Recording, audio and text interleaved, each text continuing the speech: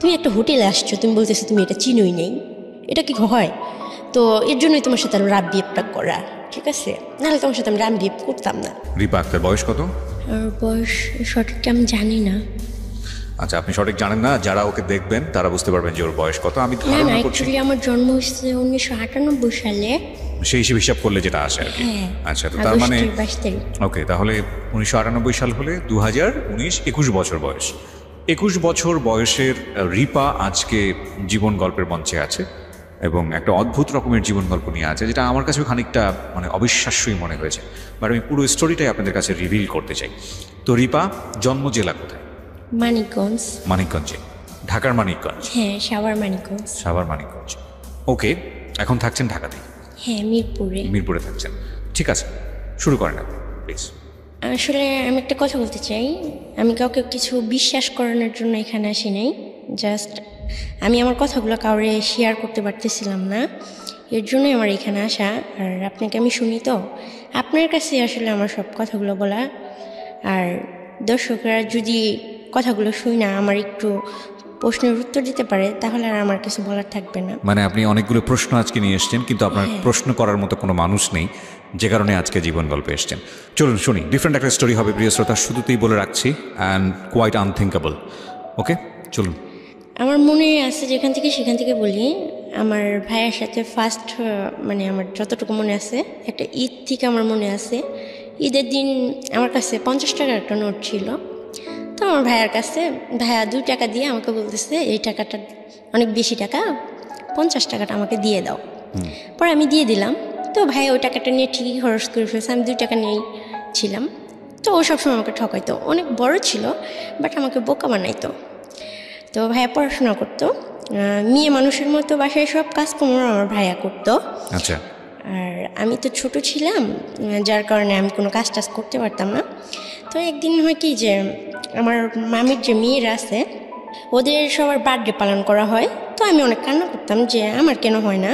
তারপর ওরা সবাই আম্মু আব্বু বলে ডাকতো, বাট আমি ডাকতে পারতাম না, এর জন্য আমার মনটা অনেক খারাপ হতো। তখন ভাইয়াকে বললে ভাইয়া কান্না করতো, বলতো আমি তোমার মা, আমি তোমার বাবা, আমি তোমার সব। আপনার ভাইয়ের সাথে আপনার বয়সের ডিফারেন্স কতটুকু ছিল? মানে অনেক। ভাইয়া তখন ম্যাট্রিক পরীক্ষা দেয় আর আমি তখন 5 থেকে 6 বছর বয়স হবে।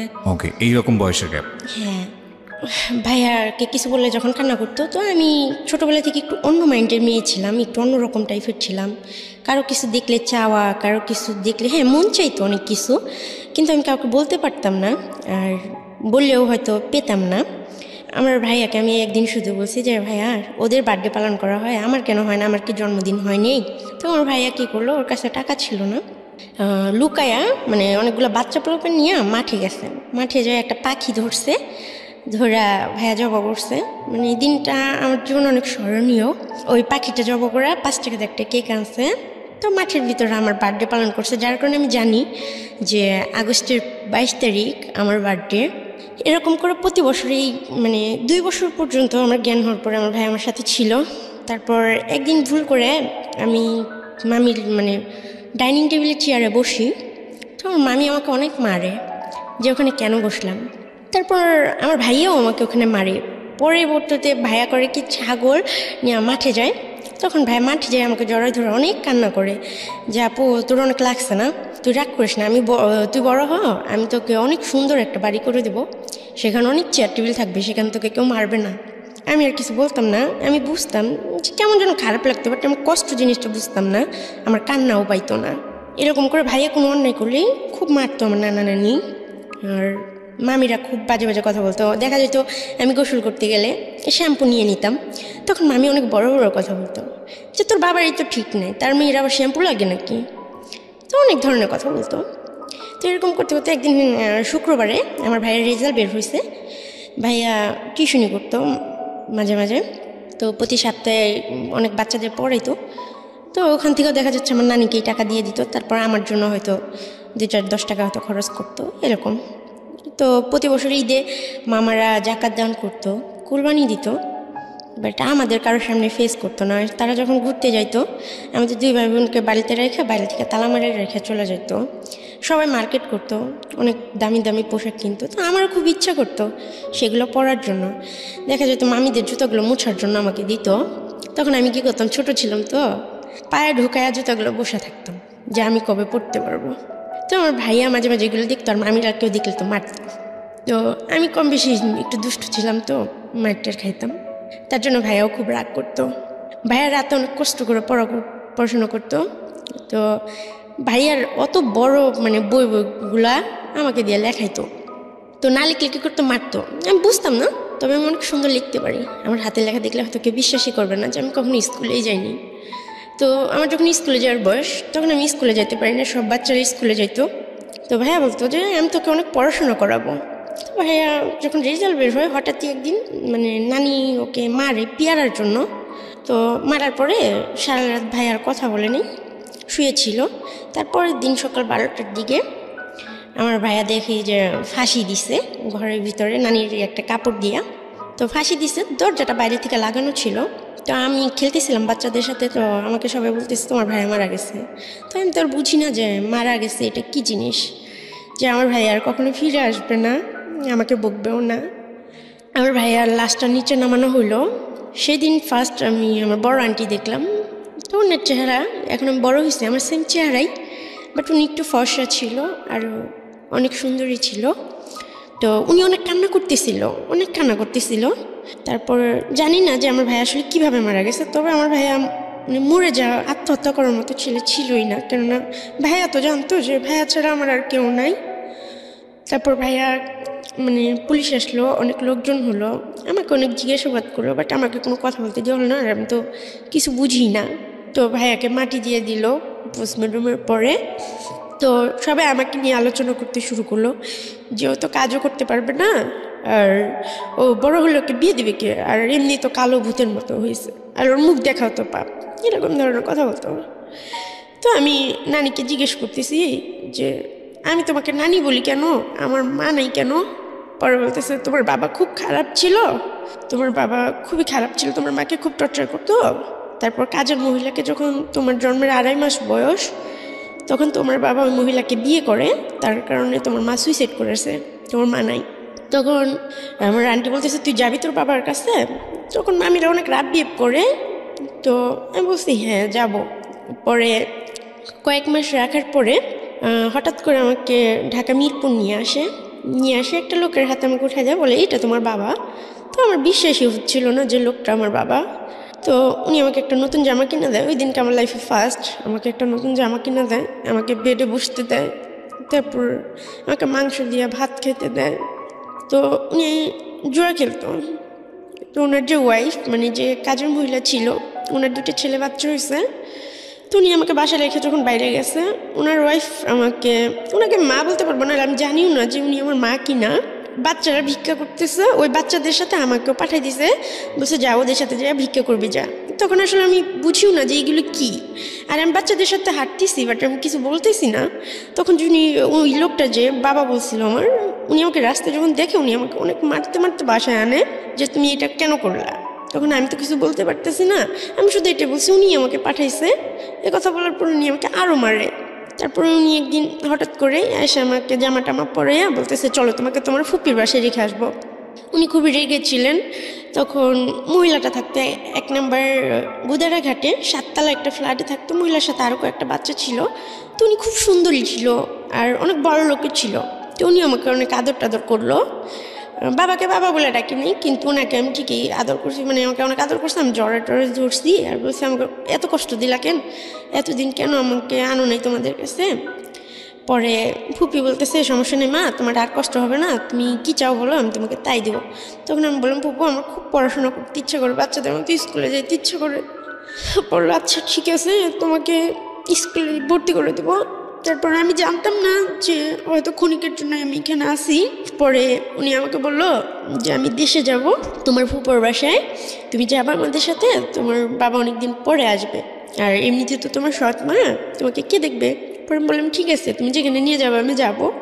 তো ওই মহিলা আমাকে আরও কয়েকটা বাচ্চা, বড় 2টা আপু ছিল সাথে নিয়ে, টোটাল 7 জন মানুষ ছিলাম আমার ফুপু সহ।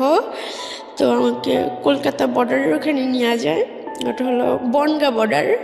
ওখানে নিয়ে যাওয়ার পরে যখন বনগাঁ বর্ডারে নৌকা করে পার হওয়ার পরে পুলিশে ধরার পরে বড় যারা ছিল তারা অনেকে চলে যায়, আমি আরও 2টা মেয়ে ছোট ওরা পুলিশের কাছে, আমরা দৌড়াও নাই আর ওনাদের সাথে যাইতেও পারি না। আমি ফুফু বলে চিৎকার করতেছি, বাট উনি আমাকে নিয়ে যায়নি, উনি চলে গেছে। উনি যাওয়ার সময় বলতেছে, দেখো আমি তোমার ফুপু না, আমাকে মাফ করে দিও মা। My goodness. পরে বলতেছে, তোমার বাবা আমার কাছ থেকে 30,000 টাকা নিছে, আমার কিছু করার নেই, এটা আমার ব্যবসা, আমাকে মাফ করে দিও। আমি মানে অত বুঝি না, আর আমি অত কষ্টও পাইনি সেই মুহূর্তে, মানে রাগও হয়নি, কিছুই হয়নি। আমি পুলিশকে বলতেছি আমাকে আমার নানার বাসায় দিয়ে আসেন। বলতেছে ঠিক আছে, তোমাকে দিয়ে আসা হবে, চলো তোমাকে এক জায়গায় থানায় নিয়ে যেতে হবে, থানায় নিয়ে গেলে তারপর তোমার অ্যাড্রেস বলবা, তোমার বাবা মা কে আছে তাকে ফোন করা হবে, তারা এসে তোমাকে পরের দিন নিয়ে যাবে। আজকে তো রাত হয়ে গেছে, আজকে তোমার এখানে থাকতেই হবে। ফার্স্টে আমাকে একটা হসপিটালে নিয়ে যায় আমার বয়েস মেডিকেল করানোর জন্য পুলিশগুলা। তখন আমার বয়েস মেডিকেল করানো হয় খড়গপুর জিআরপি থানা, কলকাতা, পশ্চিম মেদিনীপুরে। ওখানে আমাকে বললো তোমার ক্ষুধা লাগছে, কিছু খাবার? আমি বললাম যে হ্যাঁ আমি ভাত খাবো। বলতেছে এটা তো কলকাতা, ভাত পাওয়া যায় না, এখানে অন্য কিছু খাওয়া যায়। তো সেই মুহূর্তে আমাকে খিচুড়ি এনে দিল, আমি খুব আনন্দের সাথে খাইলাম। খাওয়ার পরে হসপিটাল থেকে আমাকে কলকাতা পশ্চিম মেদিনীপুর বিদ্যাসাগর বালিকা ভবন একটা অনাথ আশ্রম আছে, ওখানে সেফ কাস্টোডিও আছে। তো আমাকে অ্যাকচুয়ালি আসামি হিসেবে তারা দেখতেছে, বাট আমি সেই মুহূর্তে বুঝি নাই। তো সেখানে আমাকে নিয়ে যাওয়া হয়, নিয়ে অনেকগুলো বাচ্চাদের মাঝখানে আমাকে রেখে আসা হয়। ওখানে বড় ছোট, পঙ্গু, কারো হাত নাই কারো পা নাই, অনেক ধরনের মানুষ আছে। তো বেশিরভাগ মানুষগুলোই হিন্দিতে কথা বলে, আমি বুঝতাম না। তবে আমি এটা জানতাম যে হিন্দিতে কথা বলে কলকাতায়, কেননা বাসায় টিভি চলতো, আমার মামিরা হিন্দি সিরিয়াল দেখতো, এই জন্য আমি জানি যে এটা কলকাতা। ওখানে প্রথমে আমাকে কেউ সহ্য করতে পারতেছিল না, আর আমাকে পরের দিন সকালবেলা পুলিশ বললো দিয়ে আসবে বাড়িতে, দিয়েও আর আসলো না। তখন আমাকে 1 প্লেট ভাত এনে দিছে শুকনো মরিচ দিয়া, তো আমি ভাত খাইনি। তারপর আমি অনেক চিল্লাচিল্লি করতেছি, অনেক কান্নাকাটি করতেছি, বাট আমার কান্না শোনার মতো কেউ নেই। তখন কয়েকটা মেয়ে আইসা, আরও 2টা বাংলাদেশের মেয়ে ছিল ওখানে, ছোট ওরা আমারও ছোট ছিল। তখন আইসা বলতেছে আপু কান্না করো না, এইখানে কান্না করো কোনো লাভ নেই, তোমার কান্না কেউ শুনবে না, আল্লাহ যা ভাগে রাখছে তাই হবে। আর ওখানে সবাই হিন্দু, 200 বাচ্চা ছিল, 200-র মধ্যে আমি একজন হয়ে গেলাম। তার মধ্যে 4টা মানুষ ছিল মুসলিম, আর বাকি সবাই ছিল হিন্দু। ওখানে একটু আজানের শব্দ শোনা যেত না, মুসলিমদের কথা মানে সব একটু অন্যরকম করতো, এই অসুস্থে মিশবি না, এটা করবি না ওটা করবি না, খুব খারাপ ব্যবহার করতো। এরকম করতে করতে 1 মাস হয়ে যায়। প্রতিদিন সকালবেলা প্রার্থনায় দাঁড় করাতো আমাদের, আমি প্রার্থনায় দাঁড়ায় সূরা ফাতিহা পড়তাম। আমি কখনোই ওদের দোয়া পাঠ করতাম না, পূজা করতাম না, নমস্কার করতাম না, আমাকে অনেক মারতো, কিন্তু তারপর আমি আল্লাহরই ডাকতাম। মরে যাওয়ার ইচ্ছা ছিল, কেননা বন্দি একটা জীবন। তারপর সবাই রাবিত করে ভাইয়াকে দেখতে পেতাম না, ভাইয়ার কথা খুব মনে পড়তো, ডাকলে পাইতাম না। আস্তে আস্তে আমাকে একদিন কি করছে, আমি লুকায়া গেছি মানে মন্দির ঘরটায়, পরে একটি চেয়ার ছিল, একটা সাদা উন্না জোগাড় করছিলাম, করে আমি ফাঁসি দিয়ে চলে গেছিলাম ভিতর থেকে দরজাটা আটকায়া। তখন 10 মিনিটের মতো দরজাটা ভাঙতে লাগছে, আমি ফাঁসিতে ঝুলেছিলাম একদম অনেকটা উপরে। আমার জীবনটা এত নিকৃষ্ট যে একদমই অবিশ্বাস্য যে আমি 10 মিনিটের মতো ফাঁসিতে ঝুলেছিলাম। আমার হাত পা সব অবশ হয়ে গেছিলো, আমার চোখ দিয়ে ব্লিডিং শুরু হয়ে গেছিলো, ব্লাডগুলো জমাট হয়ে গেছিল। তো সবাই ভাবছিল আমি মারা গেছি, পোস্টমর্টমের জন্য নিয়ে যাওয়া হয়, কিন্তু তখন আমি জীবিত আছি। যখন ওখানে যাওয়ার পরে আমাকে যে মানে লাশ কাটে, সে বলতেছে যে মেয়েটা তো এখনো জীবিত আছে। তো উনি আবার আমাকে হসপিটালে পাঠায়, কিন্তু আমার চোখগুলো দেখে সবাই ভয় পায়, আর সবাই বলে এই রিক্স আমরা নিতে পারবো না, ওকে জেলখানায় দিয়ে দেন। তখন বলতেছে এতটুকু মেয়েকে তো জেলখানায় দেওয়া যাবে না। পরে খ্রিস্টান কিছু মহিলা ছিল সাদা শাড়ি পরে, ওই মহিলাগুলো আমাকে নিয়ে যায়, ওনারা আমাকে খুব আদর করে, পুতুল কিনে দেয়, তারপরে আমার সাথে গল্প করে, আমাকে জিজ্ঞেস করে আমি এটা কেন করলাম। তো তারপর ওনাদেরকে আমি বললাম যে আমি তো বাংলাদেশের মেয়ে, আমি বাংলাদেশে ফিরে যেতে চাই, আর আমি তো ইচ্ছে করে আসিনি, আর পুলিশ তো মানুষকে সাহায্য করে, তাহলে আমাকে কেন শাস্তি দিতেছে, আমাকে কেন একটা ঘরবন্দি করে রাখতেছে, আমি কি অন্যায় করছি, আমি কি খুন করছি, তাহলে আমাকে ফাঁসির অর্ডার দিয়ে দেন, আমি এই জীবন চাই না। বাচ্চাদের সবাইদের খেলতে দিত, বাট আমি বাংলাদেশের মেয়ে, তাই আমাকে বাইরে ছাড়তো না। যদি আমি পালায়া যাই, পালাবো যে সেই চিন্তাধারা বা সেই শক্তি সাহস তখন আমার মধ্যে ছিল না, বা আমি কখনো ভাবতেই পারি না যে আমি পালায় কোথায় যাব, কীভাবে যাব, আমার কাছে তো টাকা নেই। এরকম করতে করতে আরও কয়েক মাস কাটা যায়, অনেক কথা বলে আমার সাথে, রাইতে ঘুমায়, বাথরুমে গেলে আমার সাথে যায়, ওইখানে মেয়েগুলোর সাথে আমার বন্ধুত্ব হয়ে যায়। তখন একটা মেয়ের আমি বলতেছি, ও নেপালি, ওর নাম হচ্ছে শ্রাবণী। আমি বলতেছি আচ্ছা কীভাবে মরা যায় রে বলতো, আমার এই জীবনটা ভালো লাগে না। ও বলতেছে দোস্ত তুই হাতের রগটা কেটে দিবি, দেখবি তোর অটোমেটিক মৃত্যু হয়ে যাবে। তো আমি কি করি, আমার ফার্স্ট ব্লেড দিয়ে আমি হাতে কাটি। তো প্রথমে খুব আমার ভয় লাগে, ব্লেডটা হাতে নেওয়ার পর আমার পুরো শরীরটাই কাঁপে। যখন আমি আমার পিসের কথাগুলো, ব্লেডটা পান কোথায় আপনি? ওখানেই ছিল, মানে বড় মেয়েরা ইউজ করতো, বাথরুম থেকে আমি নিয়েছিলাম। আর আমার চিন্তাই ছিল যে আমি কীভাবে আত্মহত্যা করব, কীভাবে আমি নিজের জীবনটাকে শেষ করবো, আমি ভাইয়ের কাছে চলে যাব। কেন এত কষ্ট, মানে আমার আর ভালো লাগে না, ভাইয়াকে দেখতে পেতাম না, তো ভাই আর আসতো না। তখন তো আপনার অনেক অনেক ছোট না, 5-6 বছর বয়স? হ্যাঁ 6 বছর বয়স। 6 বছর, ওকে। আমি রাতের বেলায়, অনেক রাতে, যখন রাত 12টা 1টা বাজে, তো আমি বেডের নিচে ঢুকে ফার্স্ট একটা টান দিছি, তো আমার খুব ব্যথা করতেছে, আর পারতেছি না, আমি চিৎকার করতেছি, কান্না করতেছি। তারপর কি করছি, আমার পিছনের যে কথাগুলো আমি মনে করতেছি, তো সব কিছু মনে যখন আমি করতেছি, তখন আমি হাতের রক কাটার জন্য আমি ইচ্ছা মতো আমার হাতটা কাটি। কাটতে কাটতে একটা পর্যায়ে আমার হাতের রকটাই কাটা যায়। কাটা যাওয়ার পরে আমি কাগজে লিখি, ওইখানে বাচ্চারা পড়াশোনা করতো, যে আমার মৃত্যুর জন্য কেউ দায়ী না, আমাকে সবাই মাফ করে দেবেন, আমার এরকম বন্দি জীবন ভালো লাগে না, আমি পড়াশোনা করতে চাই, কিন্তু আমাকে কেউ আদরও করে না, কেউ ভালোবাসে না, এর জন্য আমি আমার জীবনটা চাই না, আর আমার কেউ নাই, আমার একার জীবন চাই না। তো আমি এটা কাগজে লিখা, আমি ছোটোবেলা থেকেই, মানে ভাইয়া পড়তো, তো ভাইয়া আমাকে পড়াইতো, ওই আমার ভাইয়া আমাকে যতটুকু শিক্ষা দিছে অতটুকুই, এর বাইরে আমি কখনো স্কুলে যেতে পারিনি, যাওয়ার সুযোগ পাইনি। এভাবে আমার সারা রাত হাতে রক্ত ঝরে। পরে সকালবেলা হলো আমাকে হসপিটালে নেওয়া হয়, তো আমি খুবই ছোট ছিলাম, তখন মিডিয়া ফ্লাশ হয়, যখন সাংবাদিক আসে আমার সামনে যে আমি কেন এগুলো করছি, বা এর আগেও আমি সুইসাইড করতে চাইছি কেন, তখন আমি সাংবাদিককে বললাম যে আমি জজের কাছে যাইতে চাই, আমি কোর্টে যাইতে চাই, আমি জজকে কিছু কথা বলতে চাই, সে যদি আমার কথাগুলো বলে আমাকে আমার চাওয়াগুলো পূরণ করতে পারে, তাহলে আমি এই ধরনের কিছু করব না। তখন জজের সামনে যে আমাকে দাঁড় করে নাও, তো আমাকে কাঠগড়ায় নিয়ে উঠাইলো না, আমাকে নিচে দাঁড় করায় দিল। তখন আমি জজকে বললাম যে জজ সাহেব, আপনি কি জীবনে কখনো ভুল করছেন, বা আপনি বুকে হাত দিয়ে বলেন তো আপনি কখনো ভুল করেন নাই। তখন জজ সাহেব বললো, না মা, আমরা সবাই ভুল করছি, প্রত্যেকটা মানুষের জীবন মানেই ভুল। তখন আমি বললাম তাহলে আমি কি ভুল করছি? তখন 1 বছর মতো হয়ে গেছে, 1-2 বছরের মতো হয়ে গেছে কলকাতায়। আচ্ছা। তো 2 বছরের পরে যখন আমি হাত কাটি, তারপর যখন ওখানে যাই, তো জেসে বললো এখন তুমি কি চাও, তুমি বাংলাদেশে যাই কি করবা, কে আছে তোমার, আমি তো শুনছি তোমার কেউ নাই। তো আমি বলছি এখানে কে আছে আমার, এখানে তো আমার কেউ নেই, এখানে আমি আজান শুনতে পাই না, এখানে সবাই অন্যরকম, খাবার দাবার সব কিছুই আমার অনেক কষ্ট হয়, আর সব বাচ্চারা পড়াশোনা করতে যায়, স্কুলে যায়, ওখানে বড় একটা স্কুল ছিল, মানে আমাদের অনাথ আশ্রম, ওইটা কলকাতায় সবচেয়ে বড় অনাথ আশ্রম। নাম মনে আছে? হ্যাঁ, কলকাতা পশ্চিম মেদিনীপুর বিদ্যাসাগর বালিকা ভবন, আর স্কুলের নাম হচ্ছে বিদ্যাসাগর হাই স্কুল। ওকে। তো ওটা সবাই চিনে, অনেক বড় স্কুল। তো আমি বলতেছি আমারও পড়াশোনা করে ইচ্ছা করে, আমাকে যে এখানে আপনি আটকে রাখছেন, আমি তো কোনো অপরাধ করে আসিনি, আমি তো ছোটো মানুষ, তাহলে যদিও আমার ভুল হয়ে থাকে যে আমি বাংলাদেশের মানুষ, এটা যদি আমার ভুল হয়ে থাকে, আজ থেকে 10 বছর পরে আপনি আমাকে সাজা দিয়ে যখন ছাড়া দিবেন, তখন আমি কার কাছে যাব, কি করব, আমি পড়াশোনা ছাড়া পথ চলবো কী করে, বা আমার দায়িত্ব নেবে কে, বা 10 বছর পরে আমি কার কাছে যাব, কার কাছে যেয়ে বলবো যে আমাকে একটু জায়গা দাও, তখন আপনি কি আমার দায়িত্বটা নেবেন?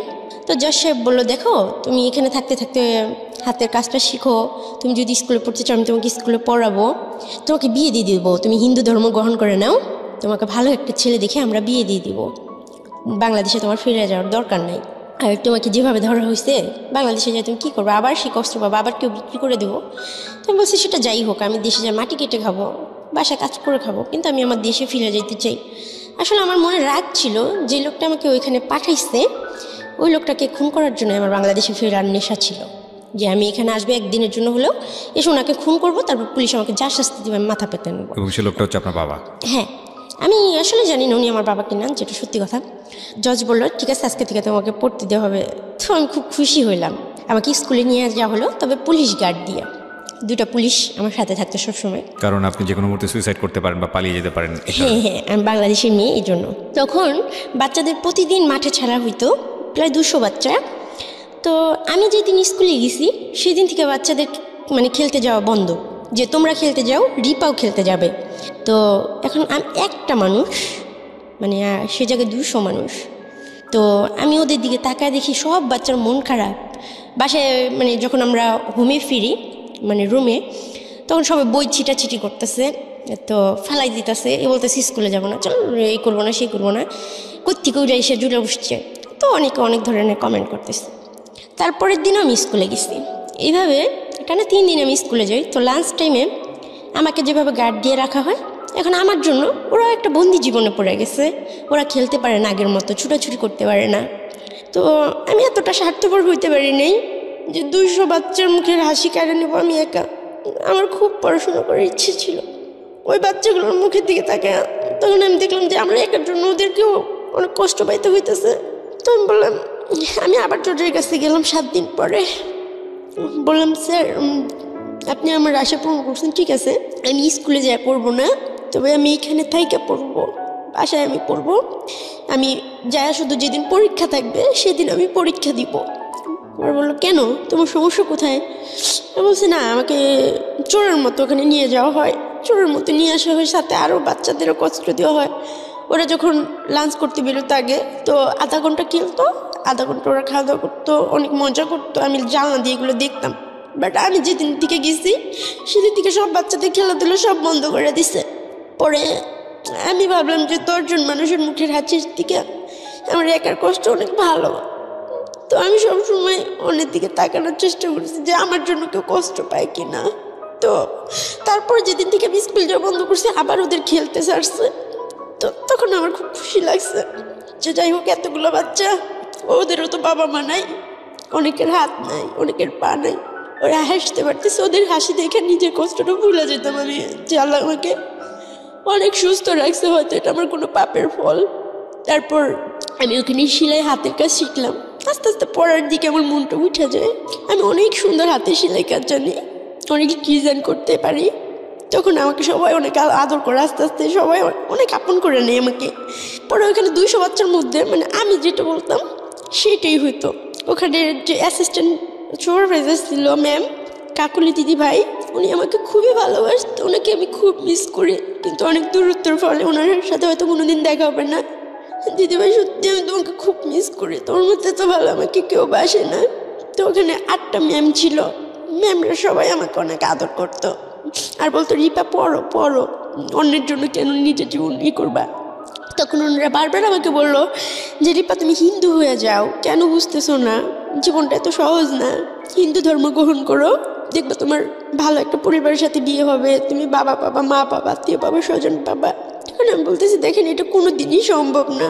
আমি যতটুকুই শুনছি ইসলাম সম্বন্ধে, আমি আমার নবী রাসূলকে, আল্লাহ তাআলাকে অনেক ভালোবাসি, আমি কখনোই পারবো না এই কাজটা করতে। আমি সারা জীবন জেলের অন্ধকারে থাকলেও এটা পারবো না। ওখানে আমি শুধু এইটাই আবদার করি যে আমি আমার দেশে ফিরে যেতে চাই। তখন অনেকগুলো কাউন্সিলর ম্যাডাম আসে, একজন স্যার আসে আমার সাথে কথা বলার জন্য। আমি একটা সময় অসুস্থ হয়ে যাই ভাবতে ভাবতে যে আমার জীবনটা কেন এরকম, আমি কেন কোনোদিন মা বলে ডাকতে পারলাম না, কোনোদিন বাবা বলে ডাকতে পারলাম না, আমার কেন কেউ নাই, আল্লাহ এত মহানগিরি কেন আমার জন্যই করলো। সবাই বলে আল্লাহ যাকে ভালোবাসে আল্লাহ তাকেই কষ্ট দেয়, তাকে আল্লাহর প্রিয় বান্দাদের আল্লাহ এই দুনিয়া কষ্ট দেয়। আমি এত প্রিয় বান্দা তো হইতে চাই নাই যে আমার পরিচয় দেওয়ার মতো কেউ থাকবো না। তারপর নবী রাসূলের কথা স্মরণ করে যখনই আমার কষ্ট হতো, ভাই আমাকে সবসময় একটা কথা বলতো যে আমরা শেষ নবীর উম্মত হইতে পারছি, আমরা অনেক ভাগ্যবান রে আপু, আমাদের জীবনে আর কিছু চাই না। আর তিনি অনাথ ছিল, তার বাবা মা ছিল না, তারপরে তার একটা পরিচয় ছিল, তাকে আদর করার মতো তার একটা চাচা ছিল, তাকে অনেক আদর করতো। কিন্তু আমি এমন একটা মেয়ে, এত নিকৃষ্ট একটা মেয়ে যে আমাকে কেউ কোনোদিন একবার আদর করেনি। বাইরে মানুষ ঘুরতে যায়, কিন্তু ওইখানে কলকাতায় সবাই পিকনিকে যেত, কিন্তু আমাকে বাসায় বন্দি করে রেখে যেত একটা রুমে। তারপর আমার মামার বাড়িতেও সবাই ঈদে ঘুরতে যেত, আমাকে রান্নাঘরে বন্দি করে রেখে যেত। আমি কোনোদিন বাইরে যেয়ে ঘুরতে পারিনি। আমি কালো দেখে কেউ আমাকে ঘুরতে দিত না, পরিচয় দিত না, কেউ আমার সাথে বন্ধুত্ব করতো না। তারপর আমার কাছে কাউন্সিলর ম্যাডামরা আসে, তো মানসিকভাবে খুবই মানে অসুস্থ হয়ে যায়, অনেক প্রশ্ন আমার মনের ভিতর। তো আমার কারোর সাথে কথা এইভাবে কেউ বলে না, কেউ শুনে না, সময় যায় দিন যায়, আমার কথা বলার মতো কেউ নাই। তখন কাউন্সিলর ম্যাডাম আমাকে বলে, তখন আমি ম্যাডামকে বলি যে সবার বাবা মা সবার জন্য কত কিছু করে, আমি এতটাই বিচ্ছিরি দেখতে যে আমার বাবা মার আমাকে দেখে একটু মায়া হলো না ম্যাম। তো আমাকে বলেন তো আমি কি পাপ করছিলাম এতটুকু বয়সে যে আমার 2.5 মাস বয়সে আমার বাবা একটা কাজের মহিলাকে বিয়ে করছে, তার জন্য সবাই আমাকেই কেন দায়ী করলো? তারপর আমার ভাইয়াটা খুন হয়েছে বা মারা গেছে, সেটার জন্য বা আমি কেন দায়ী ম্যাম? মানে মানুষ পাপ করার তো একটা বয়স লাগে। তো ওই বয়সে আমি আল্লাহর কাছে এমন কি পাপ করছিলাম যে পাপের জন্য আল্লাহ আমাকে এরকম ধরনের, মানে এটাকে আমার দিকে মনে হয় যে আমার জন্য একটা শাস্তি, না তো কি আমি জানি না আপনাদের দৃষ্টিতে কি, আমার জন্য মনে হয় যে একটা শাস্তি। তো ম্যাম আমাকে ওই দিনকে বুঝায় বললো, দেখো সব বাবা মা সন্তানের জন্য করে, তাই না রিপা? তো তুমি মনে করো দুনিয়ায় প্রথম সন্তান, যে বাবা মার জন্য তুমি কিছু করতে পারতেছো, তোমার বাবা মা তোমাকে ছাড়া ভালো আছে, এতে কি তুমি খুশি না? কয়টা বাবা মা মানে ছেলে মেয়েদের কাছ থেকে সুখ পায়? সব বাবা মারা ছেলে মেয়েদের জন্য করে দেয়। তুমি মনে করো তোমার সুখের জন্য তারা তোমাকে অস্বীকার করে, তাদের নতুন লাইফ নিয়ে তারা অনেক সুখে আছে, তুমি মনে করো যে তোমার বাবা মাকে তুমি কিছু দিতে পারছো, তো তাদের উপর রাগ অভিমানটা ছেড়ে দিয়ে মানে তাদেরকে অভিশাপ দিও না। তুমি মনে করো তোমার বাবা মাকে অনেক কিছু দিছো, তুমি যেটা তোমাকে দেওয়ার কথা ছিল, মার যেটা করার উচিত ছিল, সেটা তুমি মনে করো তোমার মা তোমার মেয়ে, সেটা মনে করা তুমি কষ্ট পাও না। যদি আমার মার জন্য আমি এরকম কিছু করার সুযোগ পাইতাম রিপা, আমি কখনো ছাড়তাম না। তো তখন আমার খুব ভালো লাগছিল ম্যাডামের কথা শুনে এতদিন পরে, যে আমার মনে একটা রাগ ছিল, ঘৃণা ছিল। তখন আমি বলছি হ্যাঁ, শুধু পেতেই হবে তার তো কোনো মানে নাই, কারোর জন্য কিছু করতে পারলে। কিন্তু আপনি তো একটা জিনিস জানেন রিপা, যে আপনার মা ততদিনে মারা গেছেন, আপনাকে তো তাই বলা হয়েছে। হ্যাঁ হ্যাঁ হ্যাঁ। তো যে মা মারা গেছে তার প্রতি এত অভিযোগ আপনার কেন ছিল? উনি তো মারাই গেছেন। না, উনি তো সুইসাইড করছিল, এটা আমি জানতাম। সুইসাইড করেছিল? হ্যাঁ। কি কারণে সুইসাইড করেছিল? বাবা ওই যে কাজের মহিলাকে বিয়ে করছিল। আচ্ছা, এই কারণে সে সুইসাইড করে? হ্যাঁ। আপনাদেরকে রেখে, আপনার দুজনকে রেখে? ওকে। মানে এটা ম্যাডাম আর কি আমাকে বোঝাচ্ছে যে বাবা মা এরকম দিতে পারে বা এরকম দেয়। তুমি মনে করো যে তুমি সন্তান হয়ে বাবা মাকে কিছু দিছো, বা তোমার বাবা তোমার সাথে যেটা করছে একদমই ঠিক করে নাই, তারপরে তোমার সন্তান হিসেবে তাকে ক্ষমার দৃষ্টিতে দেখা উচিত। আজকে এই অনুষ্ঠানটা শেষ পর্যন্ত মায়েরা শুনবেন, এবং যেসব মেয়ে বা যেসব ছেলে জীবনে সুইসাইড করা, ছেলেদের বিষয়টা আসলে এখানে কীভাবে আসবে আমি জানি না, তবে যেসব মারা সুইসাইড করার মতো জায়গায় চলে যান সন্তান রাখার পরে, তাদের আজকের এই এপিসোডটা শোনা উচিত। এতক্ষণ পর্যন্ত এফোর ওপর হয়ে গিয়েছে অনেকেরই, ইভেন আমি বহুবার চোখের জল মুছেছি আমার। আমি শেষ পর্যন্ত সবাইকে বলবো যে ধৈর্য ধরে আজকের এই জীবন গল্পটা আপনারা শুনবেন আশা করি। রিপা বলুন প্লিজ। তারপর আমি খুশি হই ম্যাডামের কথা শুনে। এতদিন পরে আমার মনে একটু হালকা লাগে যে ঠিক আছে ফাইন, এতদিন একটা রাগ ছিল যে বাবাকে অনেক কিছু করব, উনি যদি আমার বাবা হয়ে থাকে ওনাকে আমি মেরে ফেলবো। আমি যেভাবে হোক বাংলাদেশে এসে, আমি তো ওনার বাসা চিনি, ওনার জায়গা চিনি, ওনাকে এসে আমি যেভাবে হোক খুন করে ফেলবো, তারপর আমার যা হবে। তো এরকম করতে করতে অনেকগুলো বছর কাটা যায়, আমার আর পড়াশোনা হয় না। মাঝে মাঝে আমি বইগুলো পড়তাম, এরকম পড়তে পড়তে ক্লাস 5-এর বই পর্যন্ত আমি বাসায় মানে ওই হোমে আইনা পড়তাম। তো ম্যাডামরা আমাকে পড়াইতো, তো আমার পড়ার দিকে মন ছিল না একটা সময়, যে সবাই স্কুলে যেয়ে পড়ে আমি যাইতে পারি না, বা এরকমভাবে আর আসলে হয় না, সবাই মজা করে বা আমি সেই জিনিসটা পাই না। পরে আমি হাতে সেলাই কাজটা শিখে আমি শাড়ি এমব্রয়ডারি করে দিই, অনেক ধরনের সেলাই কাজ করি আমি। তো আমাকে দিয়ে ম্যামরা সেলাই কাজ টাজ করে, পরে ম্যাডামরা বাসা থেকে খাবার আনে, আমাকে ভালো ভালো খাবার খাওয়াইতো। আর সবাই আমাকে এটাই বুঝাইতো, রিপা হিন্দু ধর্ম গ্রহণ করো না, তোমাকে বিয়ে দিয়ে দিব, তোমার আর কোনো কষ্ট থাকবে না। কিন্তু আমি কখনোই রাজি ছিলাম না, যেভাবে হোক আমি আমার বাংলাদেশে ফিরে আসতে চাইতেছিলাম। তো এরকম করতে করতে 2014 সাল পর্যন্ত আমি ওখানে থাকি। 2015 সালের ডিসেম্বর মাসের 19 তারিখ পর্যন্ত আমি কলকাতায় ছিলাম। তো হঠাৎ একদিন ম্যাম আমাকে ডাকে বলতেছে, রিপা তোমার 2015 সাল পর্যন্ত? হ্যাঁ ওকে। 15 সালের ডিসেম্বর মাসের 19 তারিখ পর্যন্ত আমি, মানে 4 বছর আগের ঘটনা এটা প্রিয় শ্রোতা। ও বাংলাদেশে, তার মানে হিসাব যদি করি আমরা, মাত্র 4 বছর আগে ব্যাক করেছে, এবং ওর বয়স যদি 22-23 হয়ে থাকে তাহলে আপনি হিসাব করে নেবেন যে 6 বছরে হলো ও পাচার হয়ে যায়, এবং ওর বাবা ওকে বিক্রি করে দেয় ওর কথা অনুসারে 30,000 টাকা দিয়ে, এবং সেই হিসেবে ওর হোমে থাকার বয়স কম করে হলেও 12 থেকে 13 বছর, হিসাবে তো সেরকমই বলে। হ্যাঁ, এবং এই 12 থেকে 13 বছর হচ্ছে ওর হোম জীবনের গল্প, এটা সবচেয়ে ইম্পর্টেন্ট গল্প। হ্যাঁ বলেন। তারপর ওখান থেকে আমাকে বলা হয় যে রিপা, তোমাকে বাংলাদেশে যাওয়ার অর্ডার আসছে, আমার সাথে আরও 4টা মেয়ে আসতে পারে বাংলাদেশে। কিভাবে এটা হঠাৎ করে আপনি এটা পেলেন? মানে ওই যে আমি যে বারবার সুইসাইড করতে চাইতাম, ও, আর মানে এরপর মিডিয়া আপনি বেশ কয়েকবার ট্রাই করছেন সুইসাইড করার জন্য? 2বার ট্রাই করছি। একবার আমি ফাঁসি দিছি, একবার আমার হাতে রক কেটে ফেলছি। ওই যে যে দুটো গল্প বললেন ওটাই? তারপর তারপর আমি না খেয়ে থাকতাম, মাঝে মাঝে অনেক জিদ করতাম যে আমাকে সবাই মারো, আমাকে মেরে ফেলো, অনেক ঝগড়াঝাটি করতাম। তো সবাই একটা পর্যায়ে আমাকে অনেক ভালোবাসা দিয়ে মানে ভরায় রাখতো। আর যখন আমি প্রথম যাই তখন সবাই খুব দূর দূর করতো, এসব শহরে এখানে আসবা না, এখানে আসা নিষেধ, এটা ম্যাডামের রুম আসবা না, এই সেই টিভি রুমে আসবে না, এই ওই মুসলিম, ওর সাথে কথা বলিস না, এরকম ধরনের কথা বলতো। তো যখন আমি হাতে কাজ শিখি, তারপরে আমি সবার সাথে গল্প করি, সবার সাথে কথা বলি, সবাই আমাকে অনেক আদর করে নিজের সন্তানের মতো। 8 জন স্টাফ ছিল, 8 জনের মধ্যে 8 জনই আমাকে ভালোবাসত। আর আমি পুতুল নিয়ে খেলতাম, তো দিদি ভাইরা আমাকে পুতুল আয়না দিত, আমাকে একটা ডায়েরি এনে দিচ্ছিল। দিদি ভাইয়ের কথা আমি কোনোদিন ভুলবো না, দিদি ভাই আমাকে অনেক আদর করতো। আমার কাকলি দিদি ভাই আর কয়েকটা ফ্রেন্ড ছিল। আমার একটা দিদি ছিল, মানে ওখানে দিদি মানে বড় আপুকে বলা হয়তো।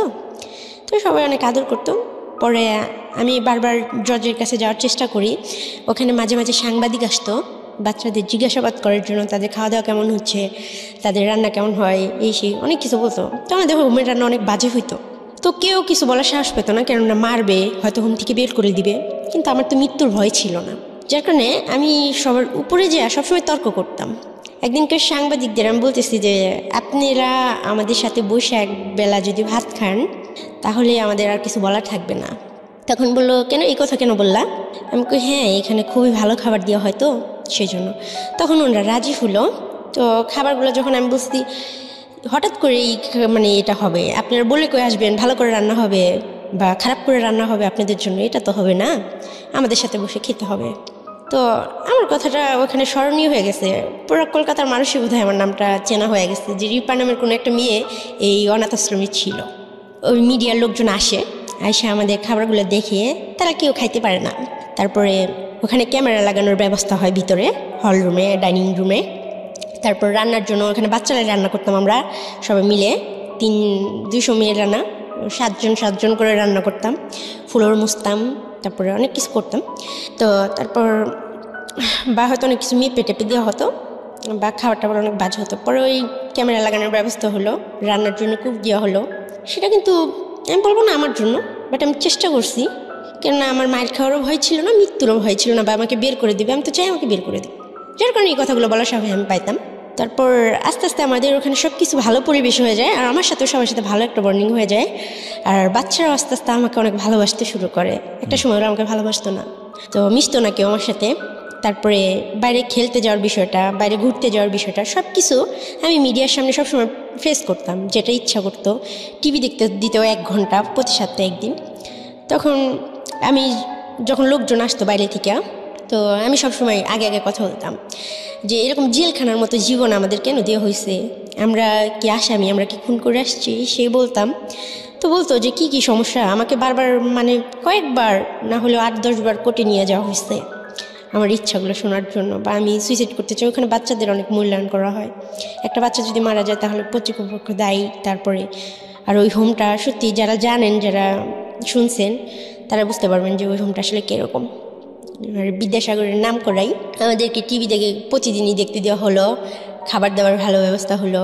এরকম করতে করতে দেখতেছে যে ম্যামরা দেখতেছে যে রিপা যা শুরু করছে, মানে পুরো হোমটাকে আমি চেঞ্জ করে দিয়েছিলাম। সেটা শুধু আমার মৃত্যুর ভয় ছিল না, মায়ের খাওয়ার ভয় ছিল না, সেই জন্য আমি পারছিলাম। তো আমার জন্য একটা সময় বাচ্চারা অনেক স্বাধীনতা পাইছে, ওরা নাচের প্রোগ্রাম করতে করতো, সে করতো, কিন্তু আমি যাইতে পারতাম না ওদের সাথে। তারপর ওরা খুশি হয়ে যখন ফিরে আসতো, সবাই আমার জন্য অনেক গিফট নিয়ে আসতো, আমাকে সবাই খুব ভালোবাসতো, দিদি ভাইরাও খুব ভালোবাসতো। তারপর আস্তে আস্তে হোমের পরিবেশটা চেঞ্জ হয়। আর আমার এসব জন্য থাকতে থাকতে হঠাৎ আমার মন মেজাজ খারাপ হয়ে যেত।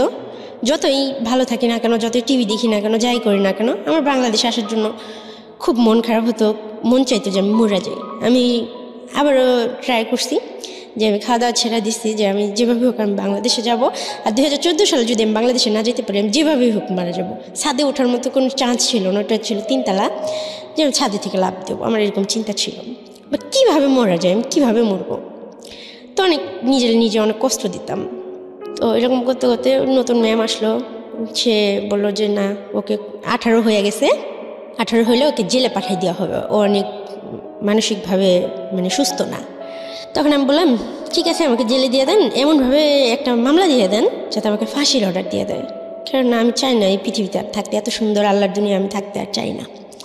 তখন ম্যাম বলতেছে জেলখানা খুবই খারাপ, সেখানে তোমার সাথে কী করা হবে তুমি কি জানো না, সেখানে কয়েদিরা তোমার সাথে শারীরিক সম্পর্ক করবে, এই করবে সেই করবে, মারবে, অনেক কষ্ট দিবে, এটা তো ভালো জায়গা, ভালো লাগে না তোমার, তাই না? আর নাহলে তোমাকে বৃদ্ধাশ্রমে পাঠিয়ে দেওয়া হবে, এরকম ধরনের কথা আমাকে বলে, যে তোমার বয়স 18 হয়ে গেছে, এখানে তো আর রাখা যাবে না, তোমাকে বৃদ্ধাশ্রমে পাঠিয়ে দেওয়া হবে। আমি বলতেছি এই সমস্যা নেই, আমি যদি বাংলাদেশে এই থেকে না যেতে পারি আমার লাস্টটাই যাবে, সেটা যেভাবেই হোক।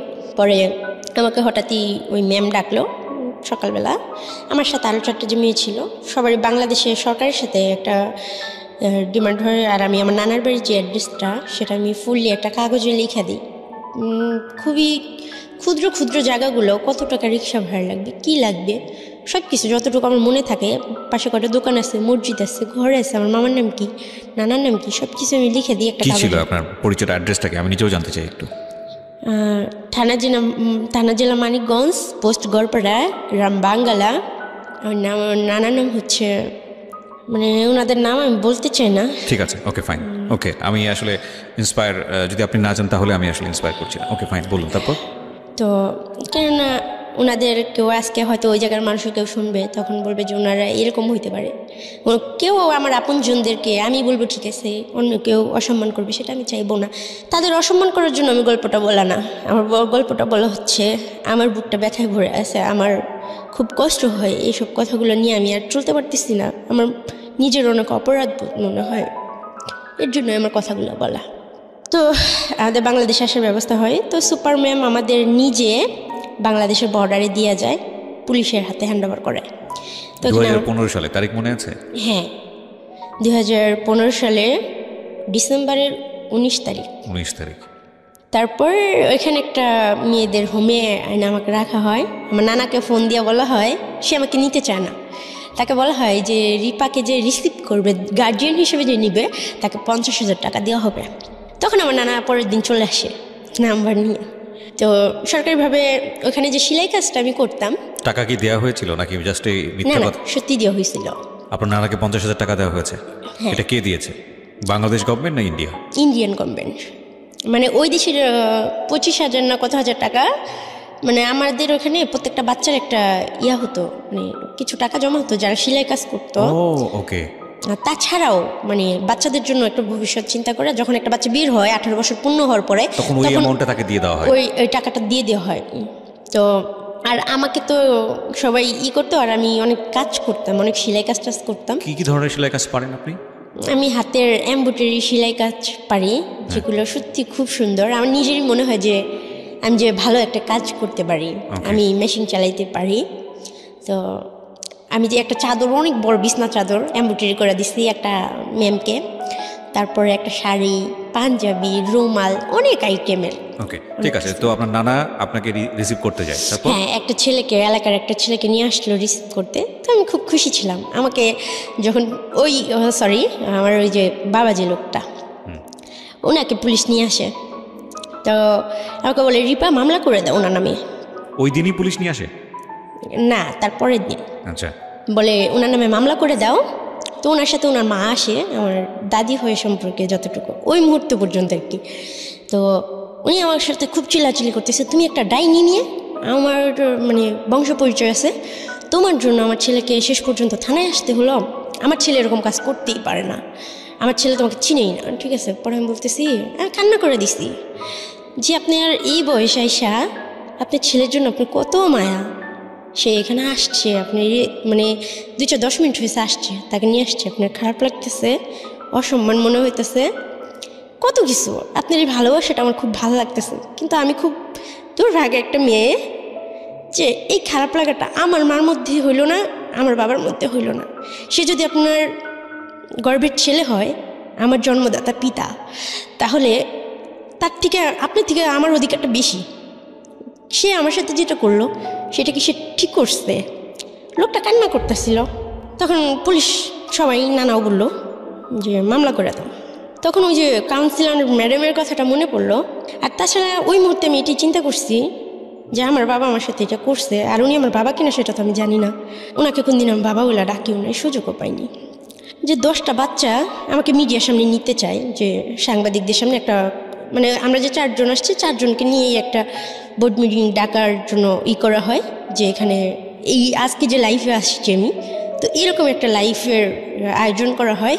বাট সেখানে আমি ওনার নামে মামলাও করি না, আর ওনাকে সসম্মানে আমি ছেড়ে দিই। ওনাকে আমি কিছু বললাম, শুধু এতটুকু বলি, এর থেকে যদি আপনি আমার কিডনি 2টা বিক্রি করে দিতেন তাহলে হয়তো আমি কষ্ট পেতাম না, বা আপনি আমাকে বলতে পারতেন যে মা আমি তোমাকে বিক্রি করে দিতেছি, তো আমি স্বেচ্ছায় চলে যেতাম। পরে ম্যাডাম আমাকে বললো যে লিপা এরকম করো না, ওনাকে শাস্তি দেওয়ার দরকার, তোমার প্রাপ্যটা তোমার বুঝে নেওয়া উচিত।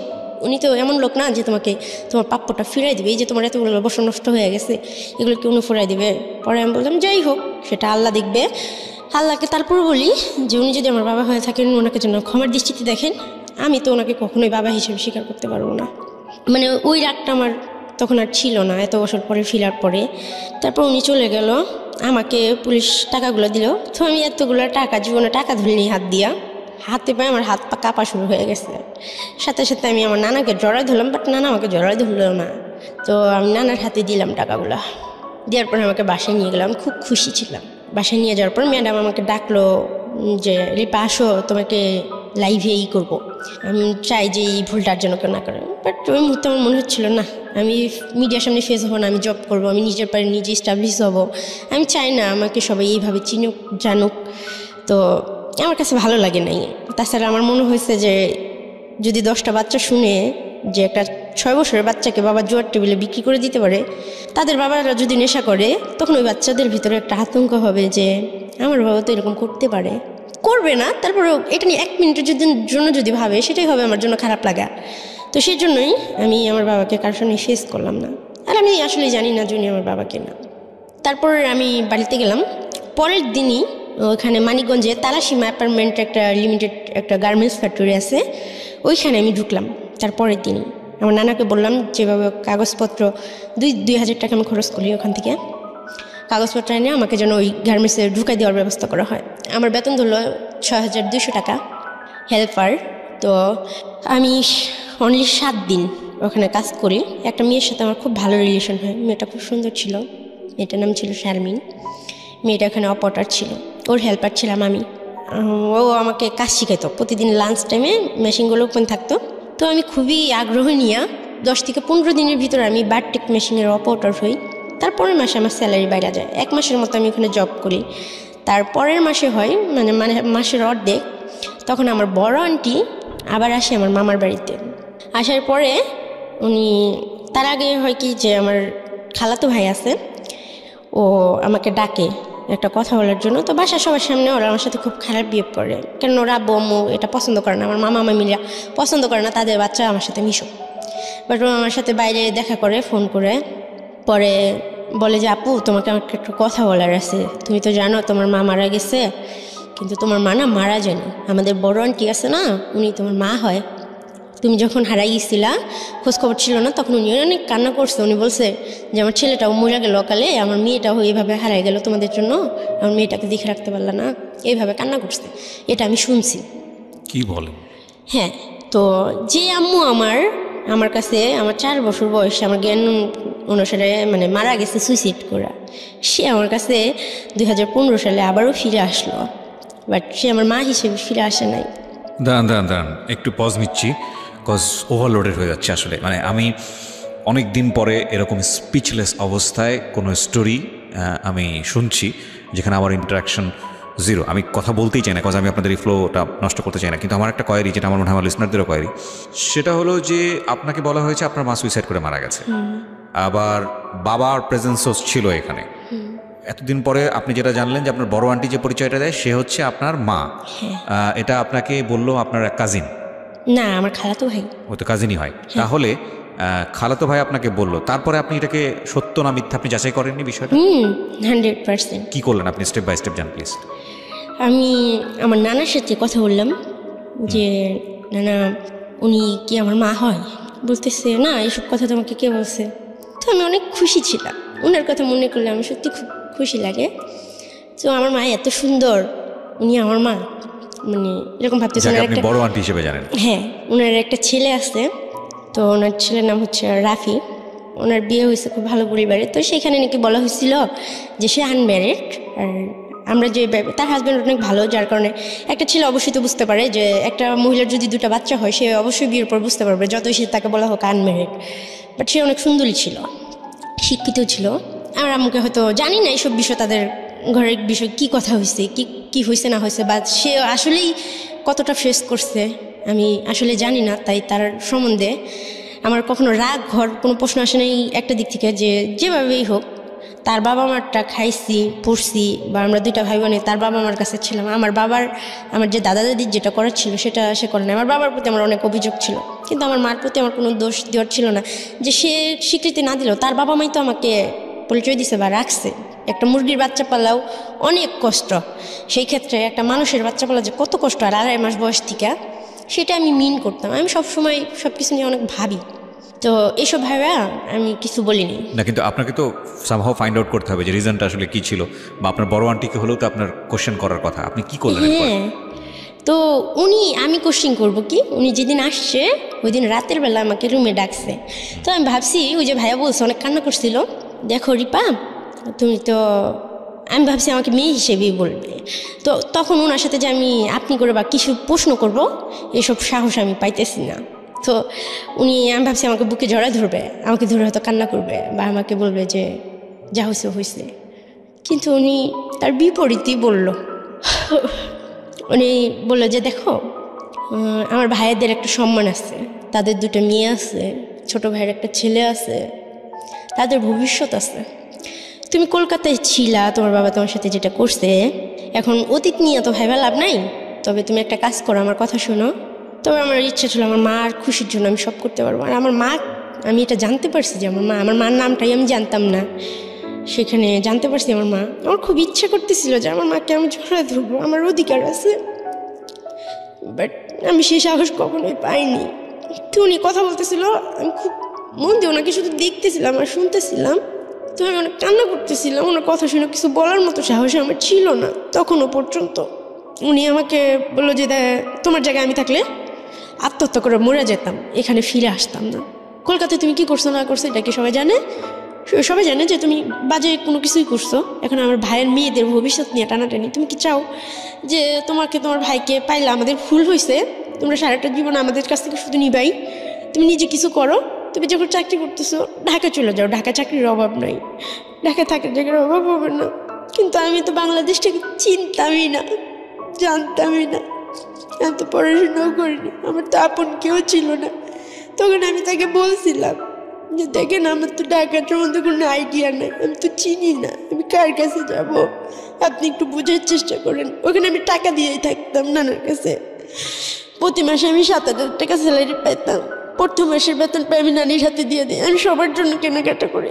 তো টাকা খুব অল্প ছিল, তো আমার খালাতো ভাইয়ের জন্য আমি একটা পাঞ্জাবি কিনি, সবার জন্য অল্প অল্প আমি যা পারি আমার নানির হাতে দিয়ে কিনাই। তো সবাই কম বেশি নিলেও, তো ওনাকে আমি সব কিছু অনেক রিকোয়েস্ট করে বললাম যে দেখেন উনি যদি আমার বাবা হয় আর উনি আমার সাথে যা করছে তারপর ওনার কাছে তো ফিরে যাওয়া আমার পক্ষে কি ভয়ানক, উনি তো আবার এরকম করতে পারে, আপনি কেন বুঝেন না? পরে উনি কিছুতেই আমার কথা শুনতেছিল না। তখন ওনার সাথে আমি খুব রাগ বিহেভ করি যে আমি কিন্তু সত্যিটা জানি, আপনার গর্ভে থেকে আমি হইছি না, আপনি হয় আমাকে বিষ খাওয়া মেরা ফেলান, নাহলে আপনার গর্ভে আমাকে আবার নিয়ে নেন, আপনার পেটের মধ্যে ঢুকে যাবো, আমি আপনাকে মেরে ফেলবো, এরকম ধরনের কথা বলি। তারপরে আমি অনেক কান্না করে উনি রুম থেকে বেরিয়ে যাবো, বলে যে দেখো আমি এটাই চাই, তুমি ঢাকা চলে যাও, আর যদি কখনো নিজের পায়ে দাঁড়াতে পারো তখন আমাদের সাথে যোগাযোগ করবো, আমরা ভালো একটা ছেলে দিকে বিয়ে দিয়ে দেবো, তার আগে তুমি আসবে না।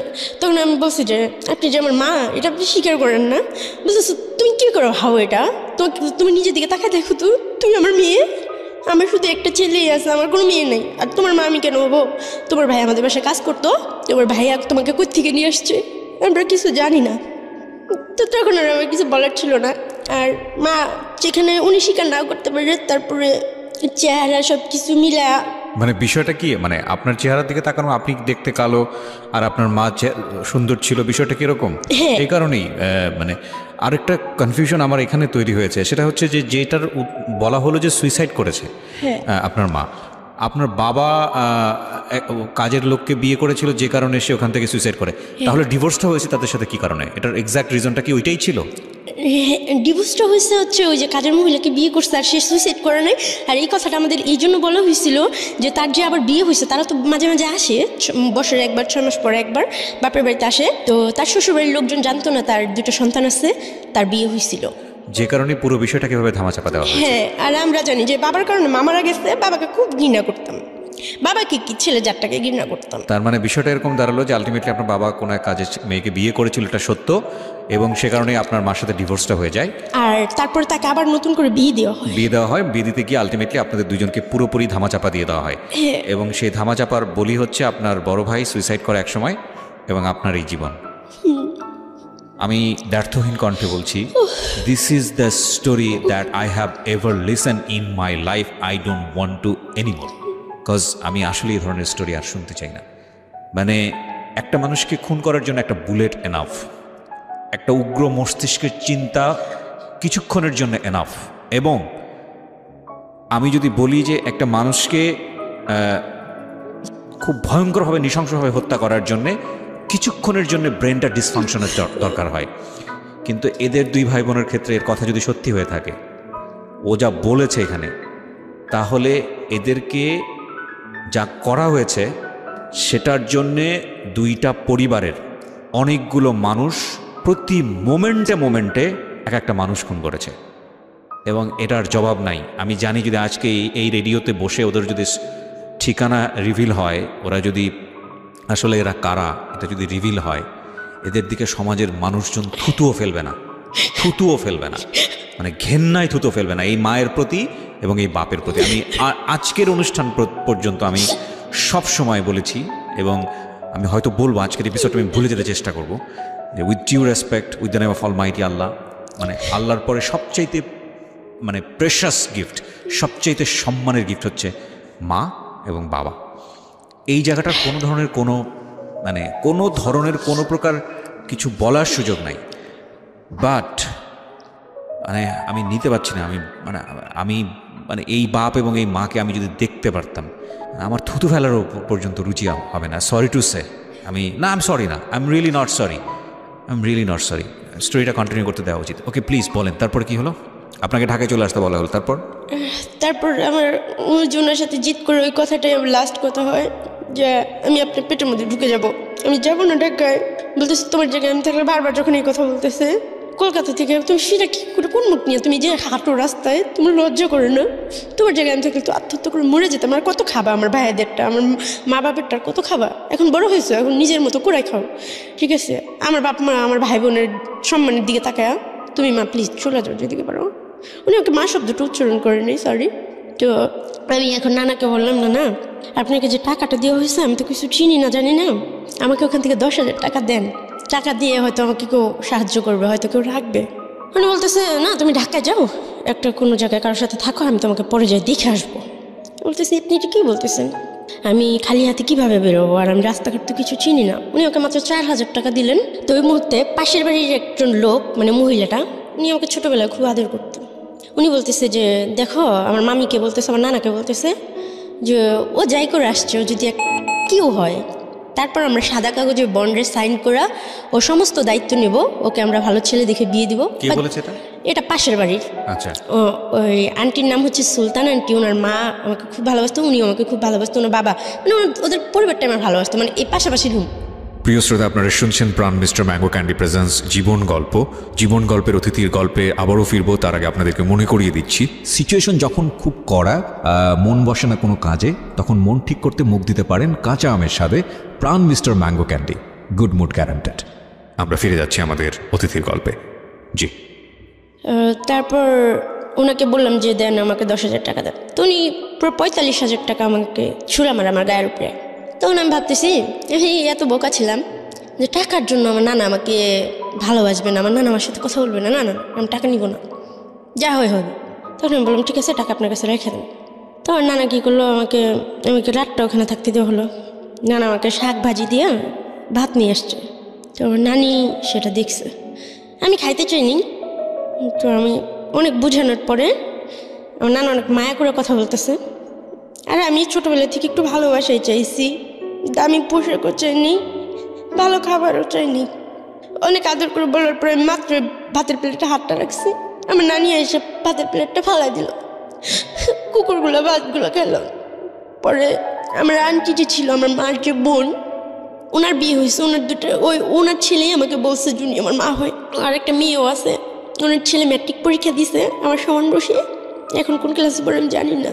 আর ওনার মেয়ে আছে, ওনার হাজব্যান্ড উনি অনেক সুন্দর। তো উনি হাজব্যান্ড আমার সাথে ছোটোবেলা অনেক রাব বিয়ে করতো, তখন আমি বুঝতাম না। তো আমি ওনাকে ফোন দিই যে আন্টি এরকম এরকম আমাকে তো বের করে দিছে, আপনার বাসায় থাকে কি আমি চাকরি করতে পারবো? ওনার বাসার ওখানে গার্মেন্টস আছে। বলছে হ্যাঁ তুমি চলে আসো, সমস্যা নেই, তুই চাকরি করবা, টাকা দিবা, থাকবা, খাবার, সমস্যা কি? দরকার হলে আমি আমার বাসায় না থাকতে পারলে আরেক বাসায় ঠিক করে দেবো। যখন আমরা আঙ্কেলকে ফোন দেওয়া হয়, রাত হয়ে যায়, রাত 8-9 বাজে। আঙ্কেল আমাকে বলতেছে, ওনাকে আমি আব্বু বলে ডাকতাম। আমি এই জন্য আব্বু বলে ডাকতাম, উনি যে স্পর্শ আমাকে করতো আমার খুব বাজে লাগতো, তো ওনাকে আমি বাবা বলে ডাকতাম। তো বলতেছে আব্বু আমি কিন্তু আসতেছি। তো উনি বলতেছে দেখো তুমি সব পাইবা, তোমাকে জামা কিনে দেবো, ভালো ড্রেস আপ দেবো, সব দিব, কিন্তু তোমার আমার সাথে থাকতে হবে, আমার সাথে ফিজিক্যাল করতে হবে, আমার যখন ইচ্ছা তখন তোমার সাথে ফিজিক্যাল করতে হবে। আমি বলতেছি আমি আপনাকে বাবা বলে ডাকছি, এটা কীভাবে সম্ভব? এর থেকে তো মরে যাওয়াই ভালো। তো ওনার মনে এতটুকু আমার জন্য দয়া হয় না, ওনারও কিন্তু মেয়ে আছে। উনি বলতেছে এটা না হলে তুমি আমার বাসায় যেতে পারবা না। ভাগ্য কত নিষ্ঠুর হয়ে আমার জন্য দাঁড়াইছিল, এতে আমার কোনো দোষ ছিল? তো আমি আন্টিকেও আর কিছু বলতে পারলাম না যে আন্টি আঙ্কেল আমাকে এই কথা বলতেছে, আর ওনাকে আমি বাবা বলে যেখানে ডাকি। তো আমি ওনার রাস্তায় বাসার সামনে যেয়ে ফিরে আসলাম। তো যে মেয়েটার সাথে আমি কাজ করি, ওই যে আমার অপারেটর ছিল, ও ঢাকা আসতো, পরে ওর বাসায় আমাকে নিয়ে গেল। মেয়েটা স্মোকিং করতো। তো ওই রাতে আমি অনেকগুলা 1 প্যাকেট সিগারেট কিনে, সিগারেট খাইতে পারতাম না, বাট আমি ট্রাই করি সিগারেট খাওয়ার জন্য। এই মানুষগুলো সিগারেট খেলে কষ্ট চলে যায়। তারপর আম্মুর কথাটা বারবার মনে পড়তেছিল। আম্মু বলতেছিল যে তোমার জায়গায় আমি থাকলে আত্মহত্যা করে ফেলতাম, আমি মরে যেতাম। তো আমিও অনেক ভাবছি যে আমাকে মৃত্যুতে দাও। ওই মেয়েটা বলতেছে তুই কান্না করিস না, তোকে আমি সব ঠিক করে দিব, অনেক টাকা পাবি, তুই ঢাকায় নিয়ে যাবো তোকে। এখান থেকে কি করবি? এখানে থাকলে সমস্যা হতে পারে, আমার আম্মু আব্বু এই সে ঝামেলা টামেলা বলে সারা রাত বসে সিগারেট জ্বালাইতেই থাকলাম। খাইতে পারতেছি না, মুখে ধোয়াটা নিচ্ছি আর ফালাই দিচ্ছি আর কান্না করতেছি যে আল্লাহ তুমি আমার প্রতি কি একটু দেওয়া হয় না, আমি এত পাপি। তারপর ওই মেয়েটা নিয়ে আসলো মিরপুরে, আনার পর মেয়েটা আমার সাথে সেম কাজটাই করে যেটা আমার বাবা আজ থেকে 10 বছর আগে করলো। আমি মিরপুরটাকে ফার্স্ট পাড়াতেই আমি চিনতাম না। পরে একটা আবাসিক হোটেলে মেয়েটা আমাকে নিয়ে যায়, বলে যে এখানে স্যাররা থাকে, এখানে একটা লোক তোমাকে গার্মেন্টসে চাকরি দিয়ে দিবে, থাকা খাওয়ার ব্যবস্থা করে দিবে, আমি আসতেছি, তুমি একটু বসো, আমি স্যারের সাথে কথা বলে আসতেছি। মেয়েরা কী করে, ওই যে ম্যানেজার থাকে তার কাছ থেকে 10,000 টাকা নিয়ে আমাকে রেখে চলে যায়। তো ওখান থেকে আমাকে আর বেরোতে দেয় না। পরে একজন সাংবাদিক আসে, ফার্স্ট আমার গায়ে টাচ করে, ওনার হাত পা ধরে আমি অনেক কান্নাকাটি করে। সে একজন সাংবাদিক ছিল। উনি বলতেছে এসব নাটক, তোমাদের মেয়েদের নাটক দেখতে দেখতে আমার ভালো লাগে, তুমি তো ভালো নাটক করতে পারো। সাংবাদিক আপনি বুঝলেন কিভাবে? ওনার গলায় আইডি কার্ড ছিল, তারপর ছিল মানে মিডিয়ার যে মাইক্রোফোন, ওই কি থাকে না, বুম, কথা বলে যে, হ্যাঁ মাইক্রোফোন, ওটাও ছিল হাতে। হ্যাঁ ক্যামেরা ছিল, মানে পুরো ফেজের। তারা দেখলে যে মূর্খ মানুষ চিনবে যে তারা সাংবাদিক। উনি আমার সাথে একটা পর্যায়ে ফিজিক্যাল করে, আমার অনেক ব্লিডিং হয়। তারপর উনি আমার কাছে ক্ষমা চায়, আমাকে বলে আসলে আমি বুঝতে পারিনি, তোমার কথাগুলো বিশ্বাস হয় নাই, তুমি ওকে মাফ করে দাও, বাট তোমাকে আর কেউ কিছু করবে না, আমি যতদিন বাঁচবো তোমাকে দেখবো তোমার।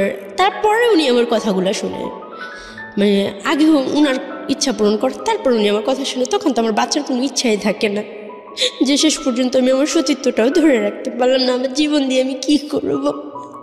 কোনো সাইডই তো আমার থাকলো না।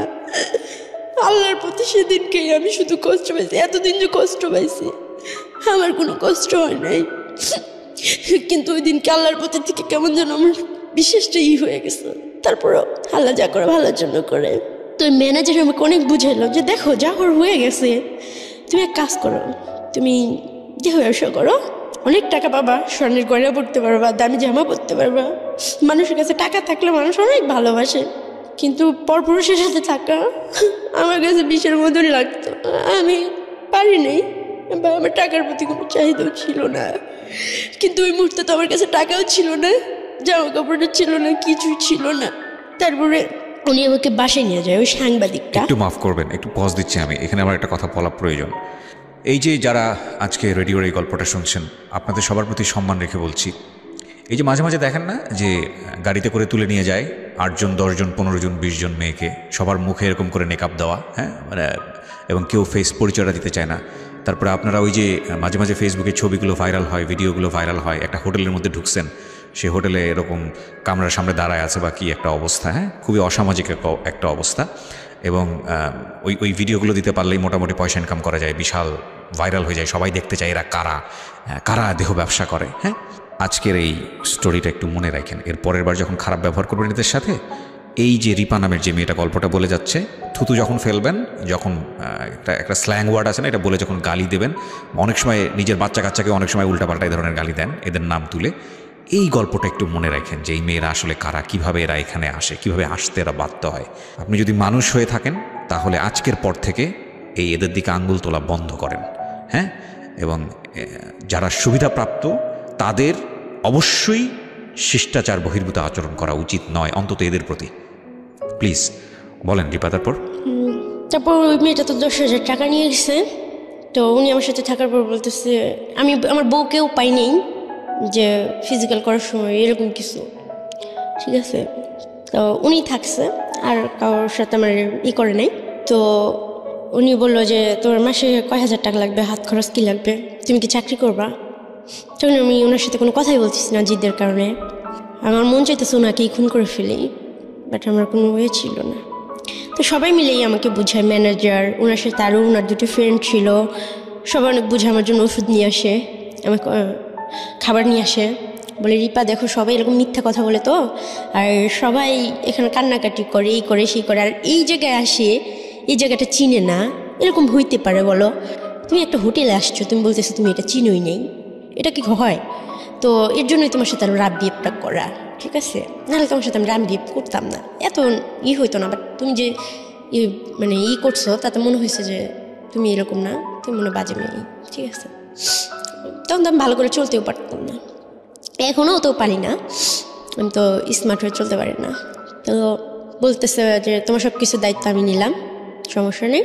পরে উনি আমাকে 10 নম্বর ম্যাপটেক্স একটা গার্মেন্টসে ঢুকাই দিল। ওখানে আমার 6,500 টাকা স্যালারি ধরলো। ওনার ভাইয়ের মেয়ের সাথে উনি আমাকে রাখলো। তো ওনার বউ বাচ্চা আছে, যার কারণে ওনার নামটা আমি বলতেছি না। না ঠিক আছে, আমরা নিজেরাও চাই না ওনার পরিচয়টা রিভিল হোক, ঠিক আছে বলুন। তো তারপর আমি চাকরি করতে থাকলাম। তারপরে চাকরি করতে করতে হঠাৎ একদিন আমি অসুস্থ হয়ে যাই, আমার গায়ে বসন্ত উঠে, অনেক জ্বর হয় আমার। তখন ওনারা আমার গার্জিয়ানকে খুঁজে যে তুমি যদি হঠাৎ করে মারা যাও তখন তোমার দায়ীর ভারটা কে নিবে, বা তুমি কোথায় থাকো, তোমার গার্জিয়ান কি কেউ আসেও না, তুমিও ঈদ আসে বেড়াইতে টেড়াইতে যাও না, তুমি কোত্থেকে আসছো বা কি, এইভাবে তো আমরা তোমার রিস্ক নিয়ে তোমাকে রাখতে পারি না, তুমি সামনের মাসে অন্য কোনো জায়গায় থাকার জন্য ব্যবস্থা করো। তখন ওই ভাইয়াটা বলতেছে যে ওর সব ডিটস আমার। হঠাৎ করে একদিন ওনার একটা ফ্রেন্ডকে আনে, উনি ওনার ব্যবসায়ী, তো বলে তার সাথে আমার ফিজিক্যাল করতে হবে। আমি সেটা কোনোভাবে রাজি ছিলাম না। তো সেই দিন আমি খুব স্কিনকেট করি, খুব এক পর্যায়ে লোকটাকে আমি মারি। মারার পরে তো বাইরের কিছু খারাপ ছেলে পেলে আসে, নেশা টেশা করে, এরকম কিছু ছেলেকে ডাকা হয় আমার সাথে যেন থাকা হয়, বা আমার ছবি টবি তুলে এসে করার জন্য আর কি। তো আমি অনেক চিল্লাফাল্লা করতেছি, অনেক কান্নাকাটি করতেছি। তো তাদের মাঝখানে একটা ছেলে, সে হচ্ছে ওই হোটেল মালিকের ছোট ভাই। তো উনি আমাকে এসে জিজ্ঞেস করে, আপনি কান্না করতেছেন কেন, আপনি চিল্লাচিল্লি করেন কেন, সমস্যা কি আপনার? পরে আমি ওনাকে সব কিছু বলি, উনি আমার কথাগুলো শুনে আমি চিৎকার করে কান্না করি আর সব কথাগুলো বলি যে আমি চাকরি করতেছি, উনি আমার সাথে এরকম করছে, এখন ওনার বন্ধুর সাথে আমার থাকতে হবে, তাহলে আমি যদি এরকম নিজেকে নিজে করি তাহলে আমার চাকরি করার দরকার কি, তাহলে তো আমি পাড়াই থাকতে পারি। তো উনি বলল যে আপনারা মেয়েরা খুব ড্রামা করতে পারেন, এই ড্রামাগুলো দেখতে দেখতে আমরা অভ্যস্ত হয়ে গেছি, ভাই আর ভালো লাগে না, নতুন কিছু আছে। তো আমি বলতেছি আপনার কাছে ড্রামা মনে হইতেছে, আপনি নেটে সার্চ দিয়ে দেখেন আমি কোত্থেকে আসছি, কীভাবে আসছি, আপনি তো শিক্ষিত মানুষ, আপনি একটু যাচাই করেন। আর আমি আজকে এখানে মরে যাব, কিন্তু কারোর সাথে আমি কোনোভাবে ফিজিক্যাল রিলেশন করব না, হয় আমি বাঁচবো নয় আমি মরে যাব, তবে আমি এইভাবে বাঁচবো না। তখন বলতেছে দেখেন আপনার মরতে টরতে কিছুই করতে হবে না, এখন আমি বুঝতে পারছি আপনার সব কিছু আমি দেখবো। তো ছেলেটার উপরে সবাই লেগে যায়, আর ও মালিকের ছোটো ভাই জিলোলজি হতো, ওকে সবাই খুব মানে করতো, বাট ছেলেটা নেশা করতো আর খুব খারাপই ছিল, তবে আমার সাথে কোনো খারাপ ব্যবহার করে নাই। প্রিয় শ্রোতা, আপনারা শুনছেন প্রাণ মিস্টার ম্যাঙ্গো ক্যান্ডি প্রেজেন্স জীবন গল্প। জীবন গল্পের অতিথির গল্পে আবারও ফিরবো, তার আগে আপনাদেরকে মনে করিয়ে দিচ্ছি, সিচুয়েশন যখন খুব কড়া, মন বসে না কোনো কাজে, তখন মন ঠিক করতে মুখ দিতে পারেন কাঁচা আমের স্বাদে Pran Mister Mango candy, good mood guaranteed. আমরা ফিরে যাচ্ছি আমাদের অতিথির গল্পে। জি। তো ওখান থেকে ছেলেটা আমাকে ওর এক ফ্রেন্ডের বাসায় নিয়ে যায়, পরে ওর বাসায় ওর বউর সাথে আমার থাকা হয়। তো 1 মাসের মতো আমি চাকরি বাকরি কিছু করি না, তো ছেলেটা আমাকে রাখে, প্রতি মাসে যে 3,500 টাকা থাকা খাওয়াই দেয়, 1,000 টাকা আমার হাত খরচের জন্য দেয়। কিন্তু ওকে ভালো লাগার কারণ যে ও কখনো আমাকে স্পর্শ করে নাই বা বলে নাই যে আমার সাথে ফিজিক্যাল করতে হবে। আমি ওকে বারবার জিজ্ঞেস করতাম যে আপনি কোন স্বার্থে এগুলো করতেছেন, আপনি কি আমাকে বেচে দিবেন? আমাকে ভালো ড্রেস কিনে দিচ্ছে, পার্লারে নিয়ে গেছে, বলছে তুমি এই করো, চুল কাটো, চুলটা এইভাবে কালার করো, এই করো সেই করো, বুড় প্লাক করো, অনেক কিছু বলতেছে, উন্নাটা এইভাবে পরবা, জামাটা এইভাবে পরবা, এই জুতা পরবা, লিপস্টিক পরবা, অনেক কিছু বলতেছে।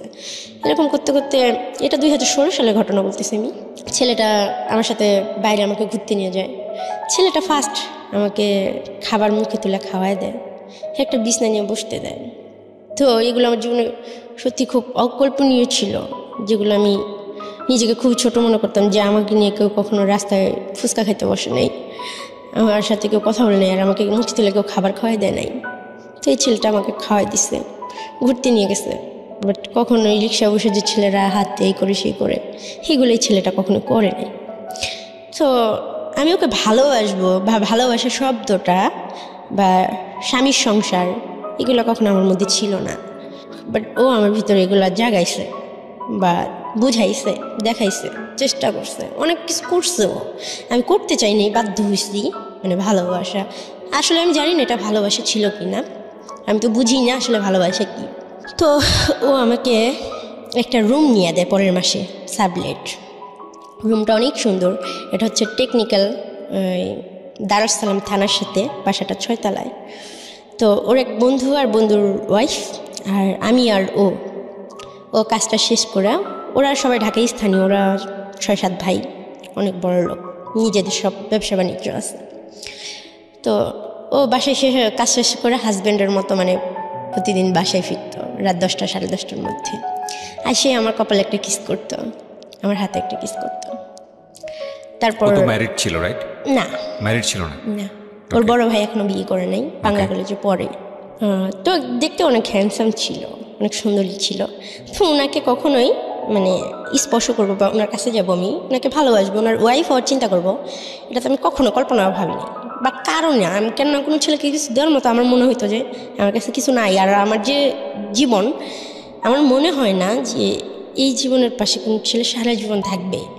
আর আমি কী দেবো, না আছে রূপ, না আছে গুণ, না আছে শিক্ষাগত যোগ্যতা, না আছে বংশ পরিচয়, যার কারণে বিয়েটাকে আমি খুবই ভয় পেতাম। আর যখন আমি গার্মেন্টসে চাকরি করছি, আমি দেখছি অনেক সুন্দর সুন্দর মেয়েরা 3টা-4টা করে বিয়ে হয়েছে, বেবি আছে, অনেক কষ্টের জীবন, কিছু সমস্যা হইলেই ছেলেরা ছাইরা চলে যায়, যার কারণে আমি বিয়েটা কখনো সাহস পাইনি। তো আমাকে চাকরি বাকরি করতে না করলো, সব কিছুও দিত, আমার কাপড় চোপড় আমাকে খুব সুন্দর করে সাজায় রাখতো পুতুলের মতো। তো এতটা সম্মান আমার লাইফে ফার্স্ট কেউ আমাকে সত্যি দিল। তো এই একটা মাস আমার জীবনে ছিল যে খুব সুখের, খুব আনন্দের। তো ও আমাকে স্পর্শ করতো না, ও বাইরে হয়তো কি করতো না করতো জানি না। তো এরকমভাবে থাকতাম, রান্না বান্না করতাম, প্রতিদিন ওর জুতাটা মুছে পায়ে পরাই দিতাম ও যখন ঘর থেকে বের হইতো। ওর বন্ধুরা আফসোস করতো যে এরকম একটা মেয়ে যদি আমি পাইতাম, ওকে আমি বিয়ে করতাম, সারাটা জীবন আমার কাছে রাখতাম। আজকালকার মেয়েরা জুতো পরাই দেবো পায়ে, মানে এরকম ধরনের কথা বলতো। বন্ধু তুই অনেক ভাগ্যবান রে, মেয়েটা তোকে খুব ভালোবাসে। আমি আসলে ওকে ভালোবাসে না, ওকে শ্রদ্ধা করে এই জিনিসটা করতাম, ভালোবাসাটা আমার মধ্যে কখনো ছিল না। তখন ও আমাকে একদিন বলতেছি, রিপা তুমি কি আমাকে বিয়ে করবা? হ্যাঁ বলতেছি, দেখেন আপনারা এরকম মজা টজা করেন, ঠিক আছে, হ্যাঁ আমাদের মতো মেয়েকে নিয়ে বিয়ে করবেন, আর আমার লাইফটা তো আপনি সবই জানেন। হ্যাঁ আমি ভাই বিয়ে করবো না, আর আপনার সাথে আমি এইভাবে থাকবো না। আমি নিজের পা নিজে দাঁড়াইতে চাই, আমি কিছু করতে চাই, আমার নিজের একটা পরিচয় বানাইতে চাই। তখন বলতেছে, দেখো তোমার কি আমাকে অবিশ্বাস হয়, আমাকে মনে হয় যে খারাপ ছেলে আমি। পরে বলতেছি, এত আদর যত্ন করে আপনি যে আমার 2 মাস পর বিক্রি করে দেবেন না, তার তো কোনো গ্যারান্টি নেই। পরে বলতেছে, আসলে বিশ্বাস জিনিসটা তোমার ভিতরে মরেই গেছে। তখন ছেলেটা আমাকে প্রতিদিন রাতে একটা করে ছুরা শিখাইতো। আমি নামাজ রোজা পড়তে পারতাম না, তো খুব ভালোবাসতাম। ফজরের নামাজ পড়াইতো, তাহাজ্জুদের নামাজ পড়াইতো, 5 ওয়াক্ত আমাকে নামাজ পড়াইতো ছেলেটা। আল্লাহ তাআলার প্রতি অনেক কথা বলতো, অনেক ধার্মিক টাইপের ছেলে ছিল। বাট সে নেশা করতো, সিগারেট খাইতো, এই করতো সে করতো। আমি প্রচুর সিগারেট খাইতাম, এখনও খাই আমি। তো এরকম করতো। পর ছেলেটার 1-2 মাস, প্রায় 1 বছর হয়ে গেল, 2017 সাল পর্যন্ত আমরা একইভাবে একই ছাদের নিচে ছিলাম। পরে আস্তে আস্তে ওর সাথে আমার ফিজিক্যাল রিলেশন হয়। ও আমাকে খুব আদর করতো। তো ও বলে যে তোমাকে আমি একটা বেবি দেবো, তবে রিপা একটা শর্ত হচ্ছে যে আমি ফ্যামিলিকে একটা বিয়ে করব, তুমি আমার বউ হয়ে সারা জীবন ঢাকায় থাকবা, তোমাকে আলাদা আমি একটা বাড়ি করে দেবো, আর তোমাকে একটা বেবি দিয়ে দেবো, আর একটা পার্লার দিয়ে দেবো, বিউটি পার্লার। আর তোমাকে আমার ফ্যামিলিতে নিতে পারবো না, তুমি যদি একটা ভিক্ষুকের মেয়েও হইতাও আমার মার কাছে নিয়ে আমি তোমাকে রেখে দিতাম, বলতাম যে একটা ভিক্ষুকের মেয়ে। আর আমার হোটেলেই তোমার সাথে যে ঘটনাটা ঘটছে সেটা আমার ফ্যামিলির, আমার বড় ভাই, কোনো ভাই বলে আমি মানিয়ে নেবো না যে এমন একটা মেয়ে আমার লাইফ পার্টনার হবে। তো সেটা বোঝার মতোই যে হ্যাঁ সত্যি। তো ছেলেটা আমার জন্য এত কিছু করতো, বা কখনো আমার টর্চার করতো না, কখনো মানসিকভাবে আমার খুশিটা দেখার চেষ্টা করতো।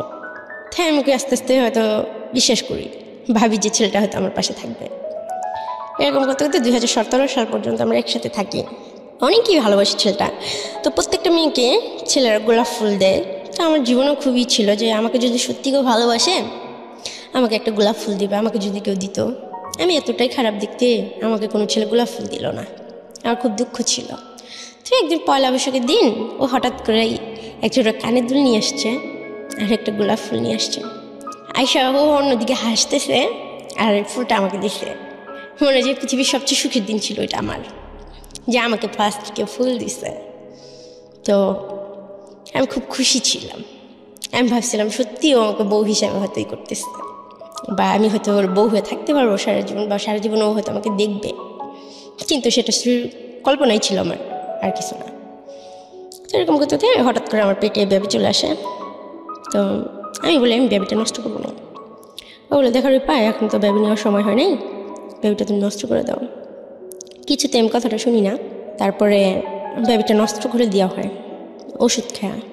তো আমার অনেক ব্লিডিং হয়, আবার আমার জ্বর আসে। তো আমার ফ্যামিলিকে খোঁজার চেষ্টা করে, বলে তোমার ফ্যামিলির সাথে যেভাবেই হোক আমি তোমার দেখি ফ্যামিলির সাথে অ্যাডজাস্ট করে দিতে পারি কিনা, তুমি আমার কথা শুনবা কিনা। তো একটা ছেলে আমার জন্য এত কিছু করতেছে, আজকে সেই 2015 সাল থেকে 16-17 পার হয়ে গেল, এত কিছু করতেছে। ছেলের কথাটা শোনা উচিত।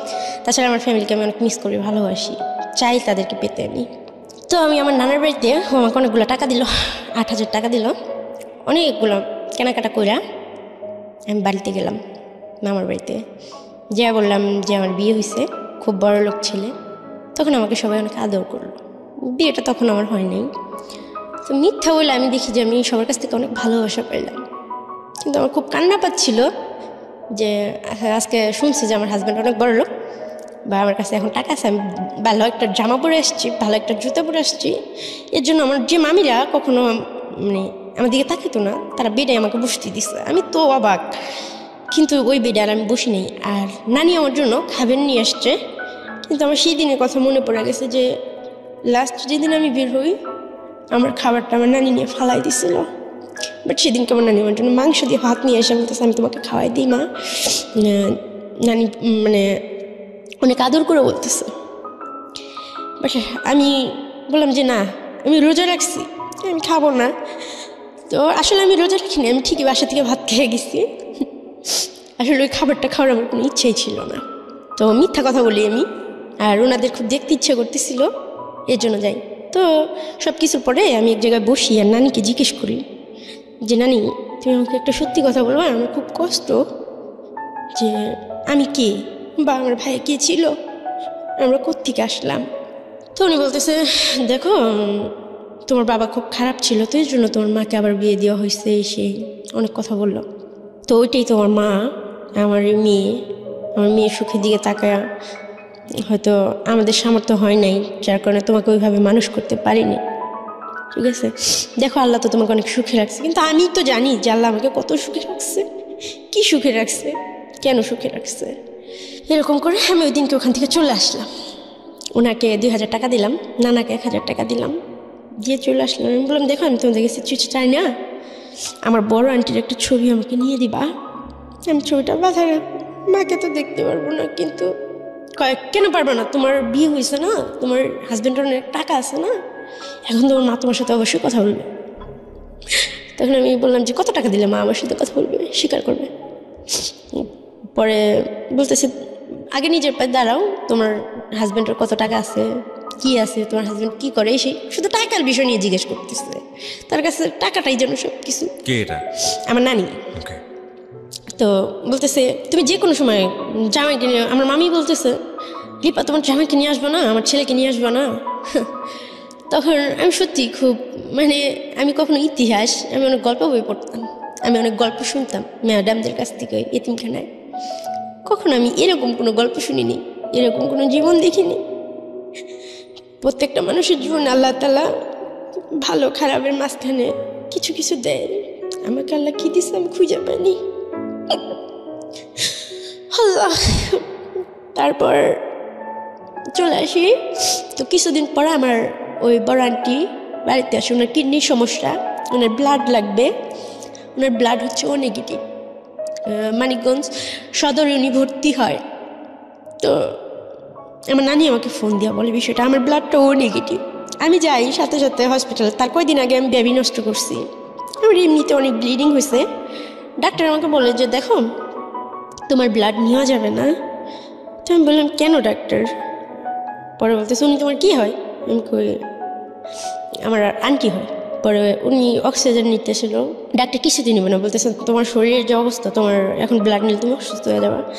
কিন্তু আমার আম্মুর জন্য আমি জানি যে উনি আমার মা, ওনার জন্য আমি কিছু করতে পারবো, একটু রক্ত দিতে পারবো। আমার যদি তো মৃত্যু হইতো আমি খুব শান্তি পাইতাম। তো অনেক রিকোয়েস্ট করে এক পর্যায়ে ডাক্তার পায়ে ধরে নিই যে ডাক্তার আমার রক্ত নেন, আমার রক্তে কোনো ভেজাল নাই, আমার রক্তে কোনো পাপ নাই, আমি কালো দেখে কি আমার রক্ত দেওয়া যাবে না ওনাকে? তো বলতেছে না রে মা, এরকম না বিষয়, ঠিক আছে তোমার যখন সাহস আছে তবে ভালো খাওয়া দাওয়া করো। বললাম ঠিক আছে। তো ওনাকে রক্ত দিছি। উনি যখন জানতে পারছে, উনি হাত থেকে স্যালাইনের ইটি খুলে ফেলছে, ছিটায় ভিটায়। হ্যাঁ, ওর রক্ত আমার শরীরে কেন দিয়ে হয়েছে এই সেই, ও আমার জীবনের সব ধ্বংস, ও আমার সামনে যেন কখনো না আসে। অনেক চিল্লাচিল্লি করলো, অনেক কিছু করলো। তো তার কিছুদিন পরে, মাসখানিক পরে, এটা 2017 সালের কথা বলতেছি, 16-17 মাসখানে আর কি, আমার সঠিক মনে নেই, উনি কিছুদিন পরে মারা যায়। কেন মারা যায়? ওনার কিডনির সমস্যা, হঠাৎ করে উনি মারা যায়। তো তার 2 দিন পর আমি জানতে পারি, আমাকে ওই খালাতো ভাই ফোন দিয়ে বলে যে আপু তোমার আম্মু তো মারা গেছে। কিন্তু আমার খুব আশা ছিল যে আমার মাকে আমি একবার হলেও হয়তো মা বলে ডাকতে পারবো, বা সেটা হয় না। আমি এতটাই খারাপ সন্তান ছিলাম যে আমার মাকে মা বলে ডাকতে পারিনি। উনি কি মৃত্যুশয্যায়ও কি আপনাকে ডাকে নাই? না, স্বীকার করে নাই আমাকে। তো আমার নানা নানিও আমাকে বলে নাই কথাটা। তার কিছুদিন আগে কিন্তু আমি রক্ত দিয়ে আসলাম। তো আমি খুবই ভাইগা পড়ি, জানলা তুমি এটা কী করলা? সে বাইচা ছিল, সুখী ছিল, আমার কোনো দুঃখ ছিল না। কিন্তু আশা ছিল যে একদিন হয়তো কথা বলতে পারবো, বা আমি হয়তো বড় লোক হয়ে গেলে আমার মা আমার সাথে কথা বলবে। আমি টাকার নেশা একটা সময় পাগল হয়ে গেছিলাম, যেভাবেই হোক আমি টাকা অ্যারেঞ্জ করবো, আমার মার সাথে কথা বলবো, একবার আমার মাকে আমার বুকে জড়া ধরবো। তখন আমার কোনোদিন দামি জামা দিতে ইচ্ছে করে নেই, কিন্তু আমার মার সাথে কথা বলার জন্য দামি জামা দরকার ছিল, ভালো জুতার দরকার ছিল।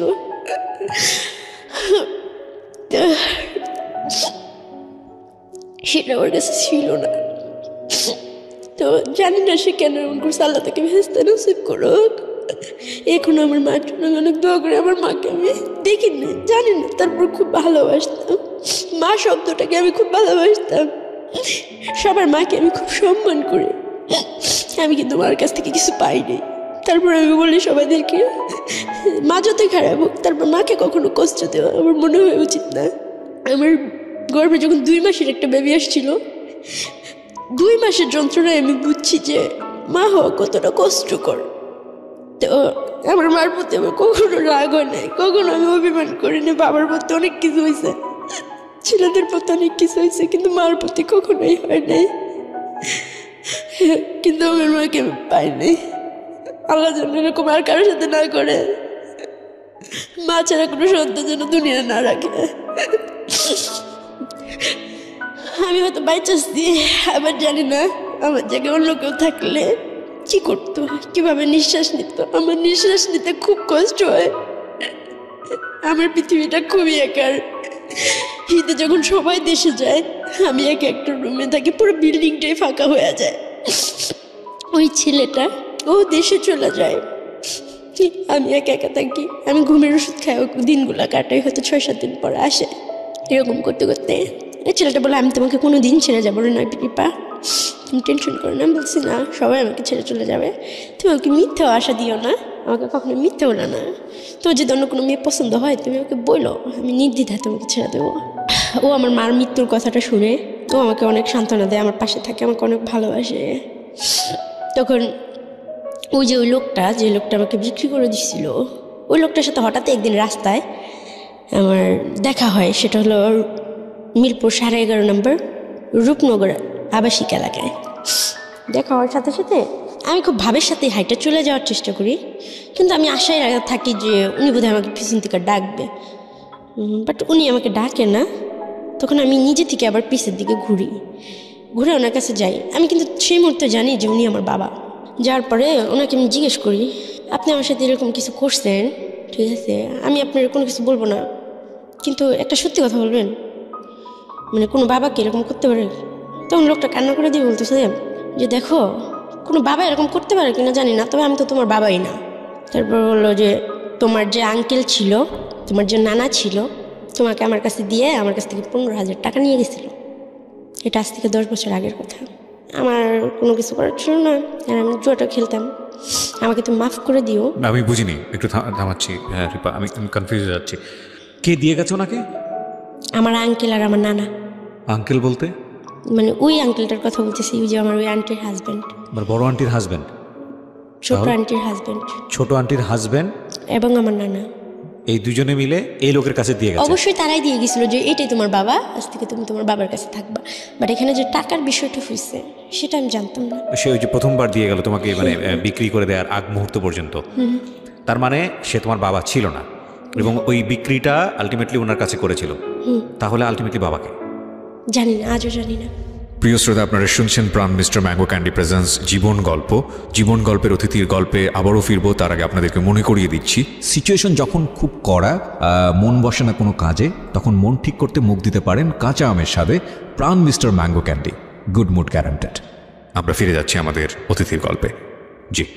তারপর উনি আমাকে যখন এই কথা বললো, আমি বলতেছি এটা কী বলতেছেন আপনি? তোমার মা বলতে পারবে তোমার বাবাকে, আর এখানে আমার তো কোনো দোষ ছিল না। তুমি তোমার নানা নানির যা জিজ্ঞেস করো যে তারা নিছিল কেন টাকাটা, ঠিক আছে? আমার তো কোনো দোষ ছিল না। তো তোমার কথা শুনা তুমি এতগুলো বছর এখানে কাটাইছো, আমার খুব কষ্ট হয়েছে, যে আমি নিজের অপরাধ বোধই মনে করছি, আমাকে তুমি মাফ করে দিও। তখন কথাটা বললো, উনি আমার মাথায় হাত দিয়ে বললো, মা তুমি একদিন অনেক সুখী হবা, বলে চলে গেল। তো আমার ভাই আপনার কাছে, মানে আপনার গল্পগুলো তো আমি শুনি, আমার বিশ্বাস করেন, মানে এই কথাগুলো তো কাউকে বলা যায় না, আর আমাকে দেখলে কেউ বিশ্বাস করে না। আমাকে কেউ যখন জিজ্ঞেস করে তোর কি আছে, আমি বলতে পারি না যে আমার কেউ আছে। আর তখন অনেক ধরনের কথা বলে যে সবাই আছে। একদিন একটা জায়গায় অফিসে জব নিতে গেছি, বলতেছে যে তোমার ফ্যামিলি থেকে কে আছে? আমি বলতেছি কেউ নাই। তখন বলতেছে নিশ্চয় কোনো খারাপ কাজের সাথে যুক্ত হয়েছে, ফ্যামিলি ফালাই দিচ্ছে। তখন আমি কিছু বলতে পারি। তারপরে আমার কাছে কোনো কাগজপত্র ছিল না। আর আমি 2015 সালে ভোটার হওয়ার পরে যখন বাংলাদেশ আসি, আমার নানা আমাকে ভোটার বানায় দিতেও রাজি হয় না। ওনাকে আমি টাকা সাথী যে আমার ভোটার আইডি কাগজটা খুব দরকার, জন্ম নিবন্ধনের কাগজটা খুব দরকার, চাকরি বাকরির জন্য উনি দেওয়ার জন্য রাজি হয় না। তো আমি এই কথাগুলো রানাকে বলি যে রানা এরকম ওনার সাথে আমি দেখা হয়েছিল, কি বলছে উনি আমার বাবাই না। বলতেছে দেখো তোমার রোজের টাকা তুমি ভুলা যাও, যা হওয়ার হয়েছে আমি তো আছি তোমার পাশে। এরকম করতে করতে লাস্ট পর্যায়ে যেটা হয়, প্রতিদিনই বাসায় আসে, খাবার খরচ সবই দেয়, কোনো রকম দিন যায়। ও আমাকে বলে রিপা পার্লারের কাজটা শিখো। ওকে বলতেছি যে তুমি ওকে যদি ভালোই বাসো তাহলে আমার কোনো কাবিন নামার টাকা চাই না, বাট তুমি আমাকে একটা সত্যি সত্যি স্বীকৃতি দাও। এই নাজায়েজ সম্পর্কটা মানে একটা ভেবে আমি নষ্ট করলাম, এই সম্পর্কটা রাখার কি মানে আছে।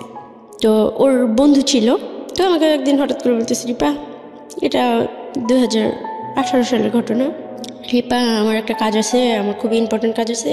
আমি ওকে সুন্দর করে জুতা টুটা পরাই দিলাম, শার্টটা বোতামগুলো লাগাই দিলাম।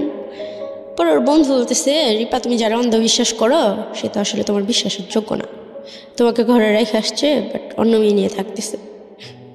তখন আমি ওর বন্ধুর বাসায় যাই রাত 1টার সময় হাইটা যা দেখি মেয়েটা ওর কোলের পা দিয়ে রাখছে, ওখানে বিয়ার টিয়ার সিগারেট অনেক কিছু রাখা আছে, আর ওর ফোনগুলো বন্ধ, আর একটা ফোন ওই মেয়ের হাতে। তো আমি যা স্তব্ধ হয়ে গেছি, কি বলবো নাকি। তো উনি ওখান থেকে তখন উঠে নাই, বাট ওর বন্ধু যে বউ ছিল উনি যখন কথা বলতে আসছে আমি ওনাকে জড়া ধরা মানে ফুলের পড়ে গেছে, কান্না করে দিছি যে আমি এটা কি দেখলাম, যাকে আমি এত সম্মান করি মানে পূজা করি, তার পা ধোয়া পর্যন্ত আমি পানি খেয়েছি, তাকে আমি কখনো ঠকাই নেই, কখনো মিথ্যা কথা বলিনি, কখনো পরপুরুষের সাথে মিশি নেই, কখনো কারোর সাথে ওইভাবেই করিনি। কিন্তু সে ঠিকই আমাকে বাসায় রেখা অন্য মেয়েদের সাথে থাকতো। তখন সে বের হলো না, ওখান থেকে উঠলো না। তখন আমি ভাবলাম যে আমি মরে যাব, আমার কষ্ট মানে তখন আমি বুঝলাম যে কষ্ট কাকে বলে। কষ্ট যে জিনিসটা মানে এত দিনের কষ্টগুলোর থেকে মানে ওই দিনটা মানে আমার স্বামী হিসেবে তাকে যে আমি করি মানে এটার থেকে মানে বড় কষ্ট আমার কাছে কিছু মনে হয় নাই। তো সারা রাত আমি বৃষ্টিতে ভিজা বাইরে দাঁড়ায় থাকি গেটের বাইরে। সকালবেলা দারুণ জিজ্ঞেস করে কী হয়েছে, আমি বলে আমার হাজব্যান্ড একটা বাইরের মেয়ে নিয়ে আসছে টাকা দিয়ে, এই বাসায় এনে থাকতেছে। তো আমাকে মারতে মারতে বাসায় নিয়ে আসে, আসার পরে বলে তোর সাথে আমার সম্পর্ক শেষ, তুই এবার যা মন চাই তুই তাই করগা, তুই আর আমাকে কোনদিন ফোন টোন দিবি না, আমার কাছে আসার চেষ্টা করবি না। ওরা বলতেছি যে আমাকে তুমি মাফ করে দাও, আমি আসলে সহ্য করতে পারি নাই, আমার ভুল হয়ে গেছে। বাট তুমি আমার মিথ্যা স্বপ্ন কেন দেখেছো, আমি তোমাকে কি সুখটা দিতে পারি নাই, যার কারণে তুমি টাকা দিয়ে মেয়ের কাছে যা থাকো, তুমি তার সাথে থাকতেছো, আমাকে বললো কাজে আছে। এরকম করতে করতে আমার সাথে ওর সাথে একটা দূরত্ব তখন থেকে সৃষ্টি হয়, আমার বিশ্বাসটা ভেঙে যায়। তো যখন ও নেক্সট আমার গায়ে হাত দেয় আমার কাছে বিষের মতো লাগে যে এই হাত দিয়ে অন্য একটা মেয়েকে স্পর্শ করছে, আমি ওর সাথে থাকবো না। এরকম করতে করতে মারামারি, ও আমাকে মারতে শুরু করে, আমার সাথে বাজে বাজে কথা বলে, তুই তো এই ছিলি সেই ছিলি, তোর সাথে এত ঘটনা ঘটছে, তোর বাপ মা নাই, বংশ পরিচয় নাই, তোর মতো মেয়েকেই আমার বউ হইতে পারে। আমি বলছি এই স্বপ্ন তো আমি কখনো দেখিও নেই, আমি তোকে বলিও নাই, তুই বলছিলি, আমি তোকে বলছি। তো লাস্টে একটা মেয়ের সাথে ওর পরিচয় হয়, ওই মেয়েটার জন্য ও আমাকে শ্যামলীর রিহাব সেন্টারে দিয়ে আসে। 4টা মাস এখানে পাগলাগারোতে টাকা দিয়া ও আমাকে অ্যাডিক্ট করে রেখে আসে, বন্দি করে রাখে জেলখানার মতো। জেলখানা তো ভালো, বাইরের আলো বাতাস দেখা যায়। ওই মেয়ের সাথে প্রেম করার জন্য মানে ওর আউট অনেক মেয়ে ছিল, ওরাও বলতো যে এটা আমার ভালো লাগে, এটা আমার পেশা, ঠিক আছে। তো আমার আর কিছু বলার ছিল না। তো অন্য মেয়েদের সাথে থাকার জন্য যে আমাকে 4 মাস বন্দি করে রাখছে, এই কষ্টটা আমি সহ্য করতে পারিনি। বন্দি করে রাখার পর আমি দেখতেছি আমার সাজানো সংসারটার মধ্যে আমার বেডরুমে আমি বাইরে দাঁড়িয়ে রয়েছি, আমার সামনে ওই মেয়েটার সাথে ও ফিজিক্যাল করতেছে। আমি তখন খুব কষ্ট পাইছি, কিন্তু ওকে আমি খুব ভালোবেসে ফেলেছি। আমি জানি না যে ভালোবাসে কিনা, তবে ওর জন্য আমার খুব খারাপ লাগে, ওর সাথে কথা বলতে ইচ্ছে করে, ওর কাছে যাইতে ইচ্ছে করে। তো ওই মেয়েটাকে নিয়ে থাকে, বলে ওর সাথে আমার টাকার লেনদেন আসতে, রিপা তোমার জন্য আমি অনেক করছি, বাট এখন তুমি আমার মুক্তি দাও। একটু থামাচ্ছি দীপা, সরি, আমি আসলে গল্পের মধ্যে ইন্টারাপ্ট করতে চাইছি না, কিন্তু আমার কোয়ারি আছে। আমি গেসই করছিলাম যে সম্পর্কটা এরকম একটা জায়গায় যেতে পারে। কিন্তু আপনার বাবা যখন এতক্ষণ পর্যন্ত আমরা যাকে বাবা জেনে এসছি এই লোকটাকে, সে যখন তার বললো যে না তুমি আসলে আমি তোমার বাবা না, তখন তো আপনার অন্তত একটা জায়গায় গিয়ে জিজ্ঞেস করার উচিত ছিল যে আপনার আসলে বাবাটাকে, এবং সেই জায়গাটায় কেবলমাত্র আপনার নানা এবং নানি। আপনি কি জিজ্ঞেস করেছিলেন এরপরে গিয়ে? হ্যাঁ করছিলাম বলতে কি, আমি আসলে ভাইবে দেখলাম বিষয়টা যে সত্যি ওনাকে তো আমি নিজে থেকে চিনতাম না, বা উনিও আমাকে নিজে থেকে চিনতো না। ওনার কথাটা তো অতি বাস্তব যে আমার আঙ্কেল আর আমার নানাই না ওনার হাতে আমাকে দিয়ে গেছিল যে এটা তোমার বাবা। তো দোষ যদি থাকে, অ্যাকচুয়ালি দোষটা কিন্তু তাদের, মানে অপরাধী কিন্তু আমি তাকে ভাবছি, বাট সে আমার চোখে আঙুল দিয়ে দেখাই দিছে বিষয়টা। তো আমি নানাকে যে জিজ্ঞেস করি, তখন সে আমাকে ডাইরেক্ট বলে যে তোমার ভাইকে আমরা পালন টালন করছি, তোমরা কি আমি জানি না। সেও একই কথা বলে যে আমাদের কাছে কখনো আর আসবে না। সিম টিমটা মানে ফোন নাম্বার যে, সেটা মাঝে মাঝে ফোন দিতাম, সে নাম্বারটা পর্যন্ত চেঞ্জ করে ফেলে আমার নানা নানি। আমাকে এক কথা বলে যে তোমার ভাইয়া হচ্ছে আমাদের বাসায় কাজ করতো, আসলে তোমরা কি আমরা জানি না, ঠিক আছে, আর আমাদের বারবার এইভাবে আসবা না, তাহলে পুলিশে কমপ্লেন করবো। বাট ওই যে সাংবাদিকটা আমার সাথে ফার্স্ট ফিজিক্যাল করছিল, ও আমাকে বলে তোমার নানার নামে মামলা করো রিপা, মামলা করো, তোমার মার যে সম্পত্তি আছে ওখান থেকে তুমি সম্পত্তি পাবা, প্লাস বাপ চাচা সব আত্মীয় স্বজন দেখবা, অটোমেটিক বেরিয়ে আসবে। আমি তখন বললাম যে হ্যাঁ, আমি এতগুলো বছর এত কষ্ট করছি, যেখানে তার স্বীকৃতি দেয় নাই, নিজে থেকে পরিচয় দেওয়ার প্রয়োজন মনে করে নাই, ভালোবাসে নাই, এই ঝামেলা টামেলা করতে যায় শুধু শুধু পুলিশের ফেস হব। আমি আর চেষ্টা করিনি তাদের কাছে যাওয়ার জন্য, তাদেরকে খোঁজার জন্য। আজ থেকে কতদিন হয়ে গেছে, বছরখানিক হয়ে গেছে, আর মানিকগঞ্জের দিকে পা রাখিনি, আর কথা হয় নাই, আর দেখা হয় নাই, আর খোঁজার চেষ্টা করিনি। আমি খুঁজে কখনো কিছু পাইনি, যা পাইছি তা নিতে আমার বুকে অনেক কষ্ট হয়, আমার বুকে জায়গা থাকে না। প্রিয় শ্রোতা, আপনারা শুনছেন প্রাণ মিস্টার ম্যাঙ্গো ক্যান্ডি প্রেজেন্স জীবন গল্প। জীবন গল্পের অতিথির গল্পে আবারও ফিরবো, তার আগে আপনাদেরকে মনে করিয়ে দিচ্ছি, সিচুয়েশন যখন খুব কড়া, মন বসে না কোনো কাজে, তখন মন ঠিক করতে মুখ দিতে পারেন কাঁচা আমের স্বাদে Pran Mister Mango candy, good mood guaranteed. আমরা ফিরে যাচ্ছি আমাদের অতিথির গল্পে। জি, গল্পের যেখানে আপনি ছিলেন, যে আপনি রানার সাথে আপনার সম্পর্কটা খুব খারাপ অবস্থায় চলে গেল, তারপরে আপনি ওকে কুইট করলেন নাকি ওই জিনিসটা এখন এরকমই আছে? না, ও হচ্ছে এটা কয়েক মাস আগের ঘটনা, 2018 শেষের দিকে আর কি। আমি বের হই হচ্ছে 9 মাসে বের হই, তো বাসায় না আমাকে রাখে, মানে রিহাব সেন্টার থেকে নিয়ে আসে শ্যামলী থেকে। তো নিয়ে আসার পরে আমাকে রাখে আমার সামনে, আমি পাশের রুমে থাকি, 2 রুমের ফ্ল্যাট, আমি ফ্লোরে থাকি। ওই মেয়েটার সাথে ফিজিক্যাল রিলেশন করে, জোরে জোরে কথা বলে, এগুলো আমার শুনতে হইলো শেষ পর্যন্ত, যেটা আমি কখনো ভাবতেই পারি না একটা অন্য মেয়ের সাথে ওকে আমি দেখতে পারবো, সহ্য করতে পারবো। তো আমি শুধু সিগারেট খাই, সারা রাত সিগারেট খাই। আমি কী করবো, আমি ভাইবা পাই না, মৃত্যু তো আমাকে নেবে না। তো আমি ওর কাছে অনেক কান্নাকাটি করেছি, সোহাগ এরকম কিছু যদি তুমি করো তাহলে কেন আমার সাথে এরকম করলো, কেন আমি মিথ্যে স্বপ্ন দেখলাম, আমার জীবনটা সম্বন্ধে তুমি তো সব জানতা। যাই হোক, এখন আর অত কষ্ট লাগে না, অত খারাপ লাগে না এখনও। তারপর আমাকে 1000 টাকা দিয়ে বলে তোমার ব্যবস্থা তুমি করো, আজকে থেকে তোমারটা তুমি দেখো, আমি তোমার দায়িত্ব আর নিতে পারবো না। এটা কয়েক মাস, 3 মাস আগে কথা বলতেছি। আচ্ছা, আমি আবার 1000 টাকা নিয়ে ওই ভাইয়াটার কাছে যাই, ওই সাংবাদিক ভাইয়াটার কাছে। ওনার এক ফ্রেন্ডের পরিচিত ছিল, টেকনাপ বলছি যে কী বলো এটা, ঈশ্বরদী, পাবনা ঈশ্বরদী, রূপপুর মোড়ের ওখানে আমি যাই, ওখানে আমি থাকি ওনার ফ্রেন্ডের বাসায়। তো মাসখানিক থাকি, যে ঢাকায় থাকা ঘর ব্যবস্থা হলে, চাকরি বাকরি হলে আমাকে নিয়ে আসবে। তো 10-15 দিন থাকার পরে একটা পার্লারের চাকরি ঠিক করেন, পরে উনি আমাকে নিয়ে আসে, আর ওর সাথে আমার ওখানে শেষ কথা হয়। আর এখন আমি চাকরি করতেছি, একটা পার্লারে জব করছেন। এখন আমি মোটামুটি ভালো আছি। আমার কষ্টটা শুধু এই জায়গায় যে আমার যে লাইফটা, এতগুলো মানুষের সাথে আমি পরিচিত, কিন্তু আসলে আমি কাউকে চিনলাম না। আর আমি কে এটাই আমি জানি না, এটাই আমার সবথেকে বড় কষ্ট ভাইয়া। সমাজের জন্য যেটা আপনাদের ভালো ড্রেস আপ ছাড়া রাস্তায় চলা যায় না, কেউ কথা বলে না, ভালো ড্রেস আপ না পড়তে পারলে কোনো রেস্টুরেন্টে যায় বসলে আপ্যায়ন করে না, সুন্দরী না হলে কোনো ছেলে রিলেশন করে না, বাবা মা না থাকলে কোনো ছেলে বিয়ে করে না, মানে কারো বউ হওয়ার জন্য ফ্যামিলি থাকার দরকার, শিক্ষাগত যোগ্যতা থাকার দরকার, বাবা মা থাকার দরকার। আমার বউ হওয়ার শখ নেই, মিটে গেছে। কিন্তু মানুষ হিসাবে ভাইয়া ইদানিং আমি এই বিষয়গুলো নিয়ে না খুব কষ্ট পাই। আপনার গল্পগুলো যখন শুনি, কালকের গল্পটা আমি শুনছি, তো প্রত্যেকটা মানুষের জীবনে কষ্ট থাকে, সুখ থাকে, মানে আলো অন্ধকার নিয়ে জীবনটা।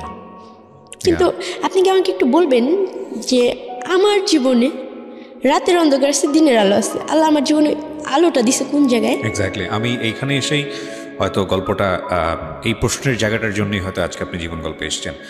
আমি আপনার পুরো গল্পটা শুনেছি, হ্যাঁ, একদম শুরু থেকে শেষ পর্যন্ত। আমার এন্টায়ার মানে রেডিও ক্যারিয়ারে আমি কখনো এত ভয়াবহ গল্প আমি কখনো শুনিনি। আমার মনে আছে আমি বর্ষার জীবন গল্প প্রচার করেছিলাম যখন আমি এবিসি রেডিওতে ছিলাম।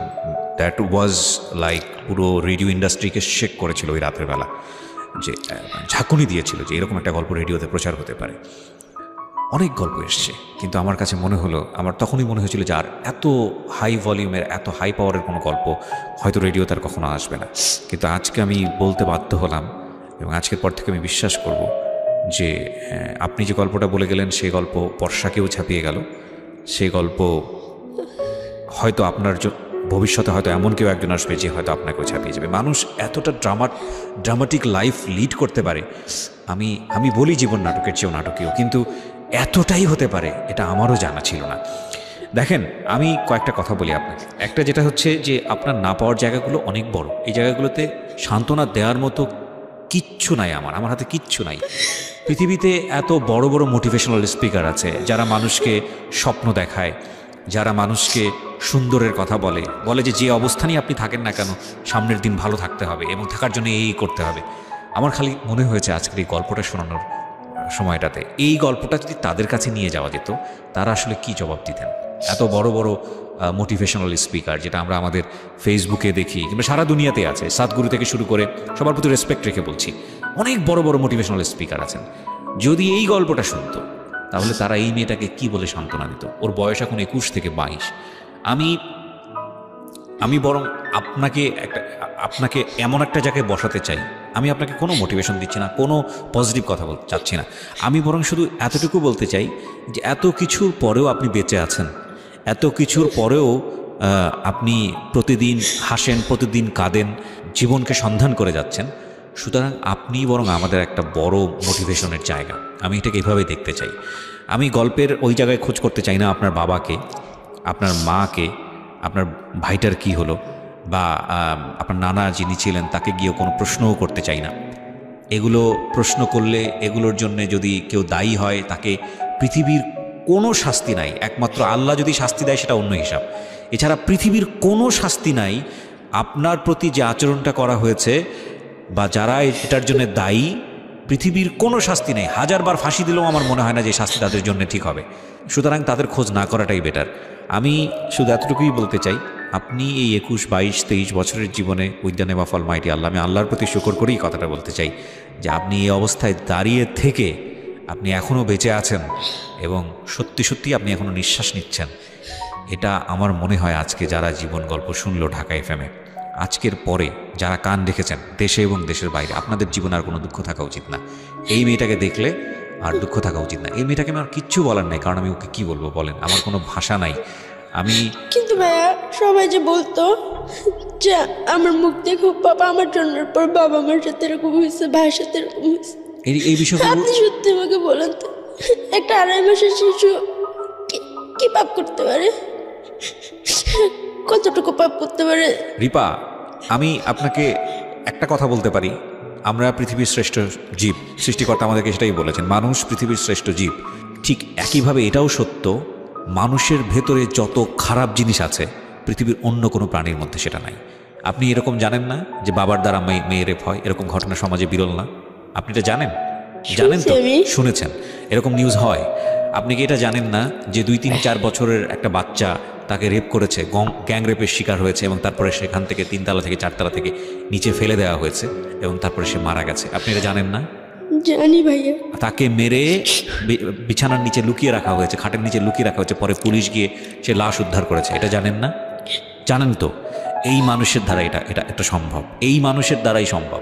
বিজ্ঞান হয়তো বলবে সে বিকৃত মস্তিষ্ক, বিজ্ঞান হয়তো বা বলবে যে সে মানসিকভাবে সে ভারসাম্য অবস্থায় ছিল না, কিন্তু এই মানুষ এই ধরনের কাজগুলো করে, সে যে অবস্থায় থাকুক না কেন। আচ্ছা, মানুষের মনে না হয় দয়া থাকে না ভাইয়া? মানে আমি আজকে বললাম, মনে হয় যে আমার মুখটা অনেক হালকা হয়েছে, যে আমার কথাগুলো এত ধৈর্য ধরে কেউ শুনলো বা আমি কাউকে বলতে পারলাম। কিন্তু আমি মাঝে মাঝে খুব নামাজ পড়ি, আল্লাহর কাছে তাহাজ্জুদ নামাজ পড়ি, আমি করি। আমি এখনও বলি যে আমি জানি না আসলে আমার বাবা মাকে, আর আমি মনে করি যে আমার বাবা মা কখনোই খারাপ হইতে পারে না, কেননা এখনও আমি আল্লাহর পথে থাকার চেষ্টা করি, সৎ পথে থাকার চেষ্টা করি। আর আমি যদি একটা খারাপ মানুষের সন্তান হইতাম, তাহলে অবশ্যই তার কিছু বৈশিষ্ট্য আমার ভিতরে থাকতো। আমি মনে করি মানুষ হিসেবে আমার মনটা যথেষ্ট ভালো। আমি কখনো কারো ক্ষতি চাই নাই, আজও চাই না, আমার শত্রুরও চাই না। আল্লাহকে বলি যে তারা যেখানে থাকুক ভালো থাকুক, আর কোনো বাবা মা যেন, অন্তত কোনো মা যেন সন্তানকে এইভাবে যেন একা ছেড়ে না দেয়। দরকার হলে তারা যেন বিষ খাওয়া মায়েরা তারপর অন্যজনের সাথে বিয়ে করে, কিন্তু এইভাবে বাবা মার কাছে, আত্মীয় স্বজনের কাছে ফেলে রেখা সন্তানের জীবনটা যেন নষ্ট না করে। এটা আপনার মেসেজ। কিন্তু জি, আল্লাহর কেন আমার প্রতি একটু দয়া হয় না ভাই বলবেন? সে তো অনেক মহান, দয়া সাগর, অনেক কথা শুনি তার সম্বন্ধে। আমি তো জানা মতে ভাইয়া যাই না, শুনি না কখনো কারো 10 টাকা চুরিও করিনি। এখনো অনেকেই যায় যে আমি ভালো জামা পরতে পারি না, কোথাও যাইতে পারি না, আল্লাহর প্রতি কোনো অভিযোগ করি না, কিন্তু আল্লাহ কেন আমার প্রতি একটু দয়া করে না? আমি আপনাকে এই প্রশ্নের উত্তর দিচ্ছি। আপনি খুব গুরুত্বপূর্ণ একটা প্রশ্ন করেছেন। আমি আমার ব্যক্তিগত জায়গা থেকে বলি। হ্যাঁ, মানে বিষয়টা হচ্ছে এরকম যে সৃষ্টিকর্তা নিশ্চয়ই আপনাকে ভালোবাসেন। হ্যাঁ, আপনার হয়তো না পাওয়া আছে, আপনার হয়তো কষ্ট আছে, এবং আপনার অনেক অভিযোগ আছে। সেই অভিযোগগুলো প্রত্যেক মানুষের জীবনেই কম বেশি আছে। আপনি এর চেয়েও খারাপ অবস্থায় থাকতে পারতেন না। আপনি এখন যে অবস্থায় আছেন, ধরেন আপনি জানি আমার চাইতে অনেক বেশি খারাপ অবস্থায়, বা আরও 10 জন মানুষ যে অবস্থায় আছে তার চেয়েও অনেক বেশি খারাপ অবস্থায় আছেন, কিন্তু এর থেকেও তো আপনি আপনার জায়গা থেকে বলেন, এর থেকেও তো আপনি ভয়ঙ্কর রকমের একটা খারাপ অবস্থায় থাকতে পারতেন না? ভাইয়া, রাস্তায় আমি একদিন একটা ভিক্ষুক দেখছি, বুঝছেন, 2টা পা নাই। তো ওর সন্ধ্যার পরে একটা মহিলা তাকে কোলে করে নিয়ে যাচ্ছে। তো আমি জিজ্ঞেস করলাম, আন্টি এটা কে হয় আপনার? বলতেছে আমার ছেলে। সেদিন আমি আল্লাহর কাছে দুহাত তুলে বললাম যে আল্লাহ, তুমি কি ওই ছেলেটার জায়গায় আমাকে রাখতে পারলা না, যে আমার মা আমাকে কোলে করে নিয়ে যেত? আমি ভিক্ষা করতাম সারাদিন, আমি না খেয়ে আসি, এটা আমার কষ্ট না ভাইয়া। আমি খাইতে পারিনি, পড়তে পারিনি, এটা আমার কষ্ট না। ঘুমাইতে পারিনি, এটা আমার কষ্ট না। আমার কষ্ট হলো এই জায়গায় যে এতগুলো মানুষের মাঝে কোনো মানুষের আমার খুব জানতে ইচ্ছা করে ভাই আমি কে, বা আসলে আমার বাবা মা কে ছিল, মানে এইগুলো জানতে ইচ্ছা করে, বা কেন আমার কেউ আপন কেউ নাই। মানে কষ্টটা আমার এই জায়গায় যে আমার আপন বলতে কেউ নাই, আমার ব্লাড রিলেশন বলতে কেউ নাই, আমার পরিচয় দেওয়ার মতো কেউ নাই, আমার যাওয়ার মতো কোনো জায়গা নেই। আমি প্রচণ্ড ধর্মভীরু একজন মানুষ, ভয়ঙ্কর রকমের ধর্মভীরু একজন মানুষ, এবং সৃষ্টিকর্তার উপর আমার অগাধ বিশ্বাস। আমি সেই বিশ্বাসের জায়গা থেকে হয়তো আমি আপনাকে ডিফাইন করতে পারবো না, যে সিচুয়েশনগুলো আজকে আপনি এখানে বললেন, আমি সেই বিশ্বাসের জায়গা থেকে এতটুকুই বলতে পারি যে কথা তিনিই বলেছেন, যে নেভার বি হোপলেস, কখনোই আসলে নিরাশ হওয়ার প্রয়োজন নাই। আপনার 22 বছরের জীবন, আপনি যেই ঘটনার মধ্য দিয়ে গেছেন, সেখানে আপনাকে অবশ্যই মানে কোনো কথা বলে সান্ত্বনা দেবার মতো, কোনো কিছু বলার মতো আমার কাছে কোনো ভাষা নাই। আপনার জীবনে যেমন 22 বছর সত্য, তেমনি আমার রেডিও ক্যারিয়ারের জীবনে আমি 8 বছর শুধু মানুষের জীবন গল্পই শুনেছি, এবং আমি যতটা শুনেছি তার চেয়ে খুব কমই মানুষকে শুনিয়েছি। তো সেই জায়গাটা থেকে আমি বলছি যে গল্প মুখোমুখি আজকে আমি হয়েছি, আমি সেটার জন্য 8 বছর ধরে প্রিপারেশন নিইনি, এবং আমি আজকে টু বি অনেস্ট আমি কখনো চিন্তাও করতে পারিনি। আপনি যেভাবে এসেছিলেন স্টুডিওতে, আপনার হাসি মুখ দেখে আমার কখনো মনেও হয়নি যে স্টেজে বসার পরে এইরকম একটা গল্প আপনার কাছ থেকে, আমি জানতাম যে একটা খুব ভয়ানক গল্প আজকে আমি উপস্থাপন করতে যাচ্ছি, কিন্তু আমি অনেককেই হারিয়ে ফেলেছি। আমার কথা বলার জায়গাটা যারা আজকে শুনছেন, যারা আমাকে নিয়মিত শোনেন, তারা জানেন যে আসলে আমি এতটা কনফিডেন্টলেস কখনোই থাকি না, কিন্তু আপনার গল্প শোনার পরে আমি পুরোপুরি কনফিডেন্টলেস, এবং সেই জায়গা থেকে আমার কাছে কোনো উত্তর নেই। কারণ যেই জায়গাটিতে আপনি আঘাতপ্রাপ্ত সেটা মন, এই মনের রকমের জায়গায় আসলে মোটিভেশন দেওয়ার মতো অবস্থা আমার নাই পুরো গল্পটা শুনে। কিন্তু আমি আপনাকে বলতে চাই, 22 বছরের আপনার অপ্রাপ্তির জায়গাটা যতটা বেশি বড়, আপনাকে যদি আল্লাহ 22 বছর, বাকি 22 বছর বাঁচায়, এবং সেই 22 বছরে আপনার জীবনে হয়তো তিনি এমন কিছু দিবেন যে এই 22 বছর আপনি পুরোপুরি ভুলে যাবেন। এতটুকু আশা রাখার জন্যে আমি আপনাকে অনুরোধ করতে পারি। আমি জানি আপনি সেটা রাখবেন এই কারণে, কারণ আপনি দেখেন আপনি অ্যাসাইলামে ছিলেন প্রায় 12 বছরের মতো। অ্যাসাইলাম তো বলবো না, আসলে এতিমখানায় ছিলেন আপনি হচ্ছে প্রায় 12 বছরের মতো। ওই জায়গায় আপনার একটা সুন্দর জীবন হয়ে যেতে পারতো। আপনাকে বহুবার অফার করা হয়েছে আপনাকে ধর্মান্তরিত করার জন্যে, বহুবার আপনাকে বলা হয়েছে যে আপনি একটা সুন্দর জীবন পাবেন, কিন্তু আপনি সেটা করেননি। এবং সেটা আপনার দ্বারা করাটা করলে খুব বেশি অবাক হওয়ার মতো সুযোগ ছিল না, এই কারণে যে মাত্র 6 বছর বয়সে আপনি তিনখানা চলে গেছেন। ওই সময় আপনি ধর্মকর্ম কী বোঝেন? সুতরাং ভিন্ন একটা সংস্কৃতিতে গিয়ে আপনি হয়তো এরকম করলেও করতে পারতেন, বাট আপনি করেননি। সুতরাং সৃষ্টিকর্তার প্রতি আপনার যে ডেডিকেশন, আপনার যে রেসপেক্ট, সেটা এখনও আছে বলেই আপনি এখনও ফাইট করে যাচ্ছেন।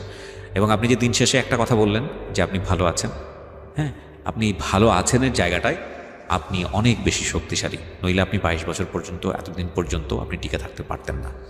আমি আরেকটা কথা আপনাকে বলি, সেটা হচ্ছে কোনো মানুষকে ছোট করে না। আমি যদি রেডিওতে অ্যানাউন্স করি কালকে অন্তত 100 জন লোক দাঁড়াবে যে আপনার ভাই হতে চায়, কালকে অন্তত 200 লোক আমার সাথে যোগাযোগ করবে যে আপনাকে যারা বিয়ে করতে চায়, কালকে অন্তত এরকম 100 থেকে 150 জন মানুষ দাঁড়াবে যারা আপনার বাবা মা হতে চায়। বাট পৃথিবীর কেউ আপনাকে কখনোই গ্যারান্টি দিতে পারবে না যে এই ইমোশনটা আপনার আমৃত্যু, আপনি একেবারে মৃত্যু পর্যন্ত তারা আপনার সামনে রূপে থাকবে। যেহেতু গ্যারান্টি দিতে পারবে না, সেহেতু আমি অ্যানাউন্সমেন্টটাও দিব। কারণ যে জায়গাটায় আপনি ক্ষতবিক্ষত, সেটা হচ্ছে মানুষের মন। এই মানুষের মনের কারণেই আপনি দেখেন একটা মানুষ আপনাকে নিয়ে গিয়ে বাড়িতে জায়গা দিল, আপনার জন্য আলাদা একটা বাসা নিল, আপনাকে সে বাসায় ফিরে আপনার হাতে চুমু খেত, আপনার কপালে চুমু খেত, আপনি সেখানে গিয়ে আপনি দেখা শুরু করলেন আপনি একটা সংসারের স্বপ্ন, এবং সেই মানুষটাই আপনাকে 1000 টাকা দিয়ে লাথি মেরে ঘর থেকে বের করে দিল। সবই কিছুই কিন্তু এই মনের জায়গা, হ্যাঁ।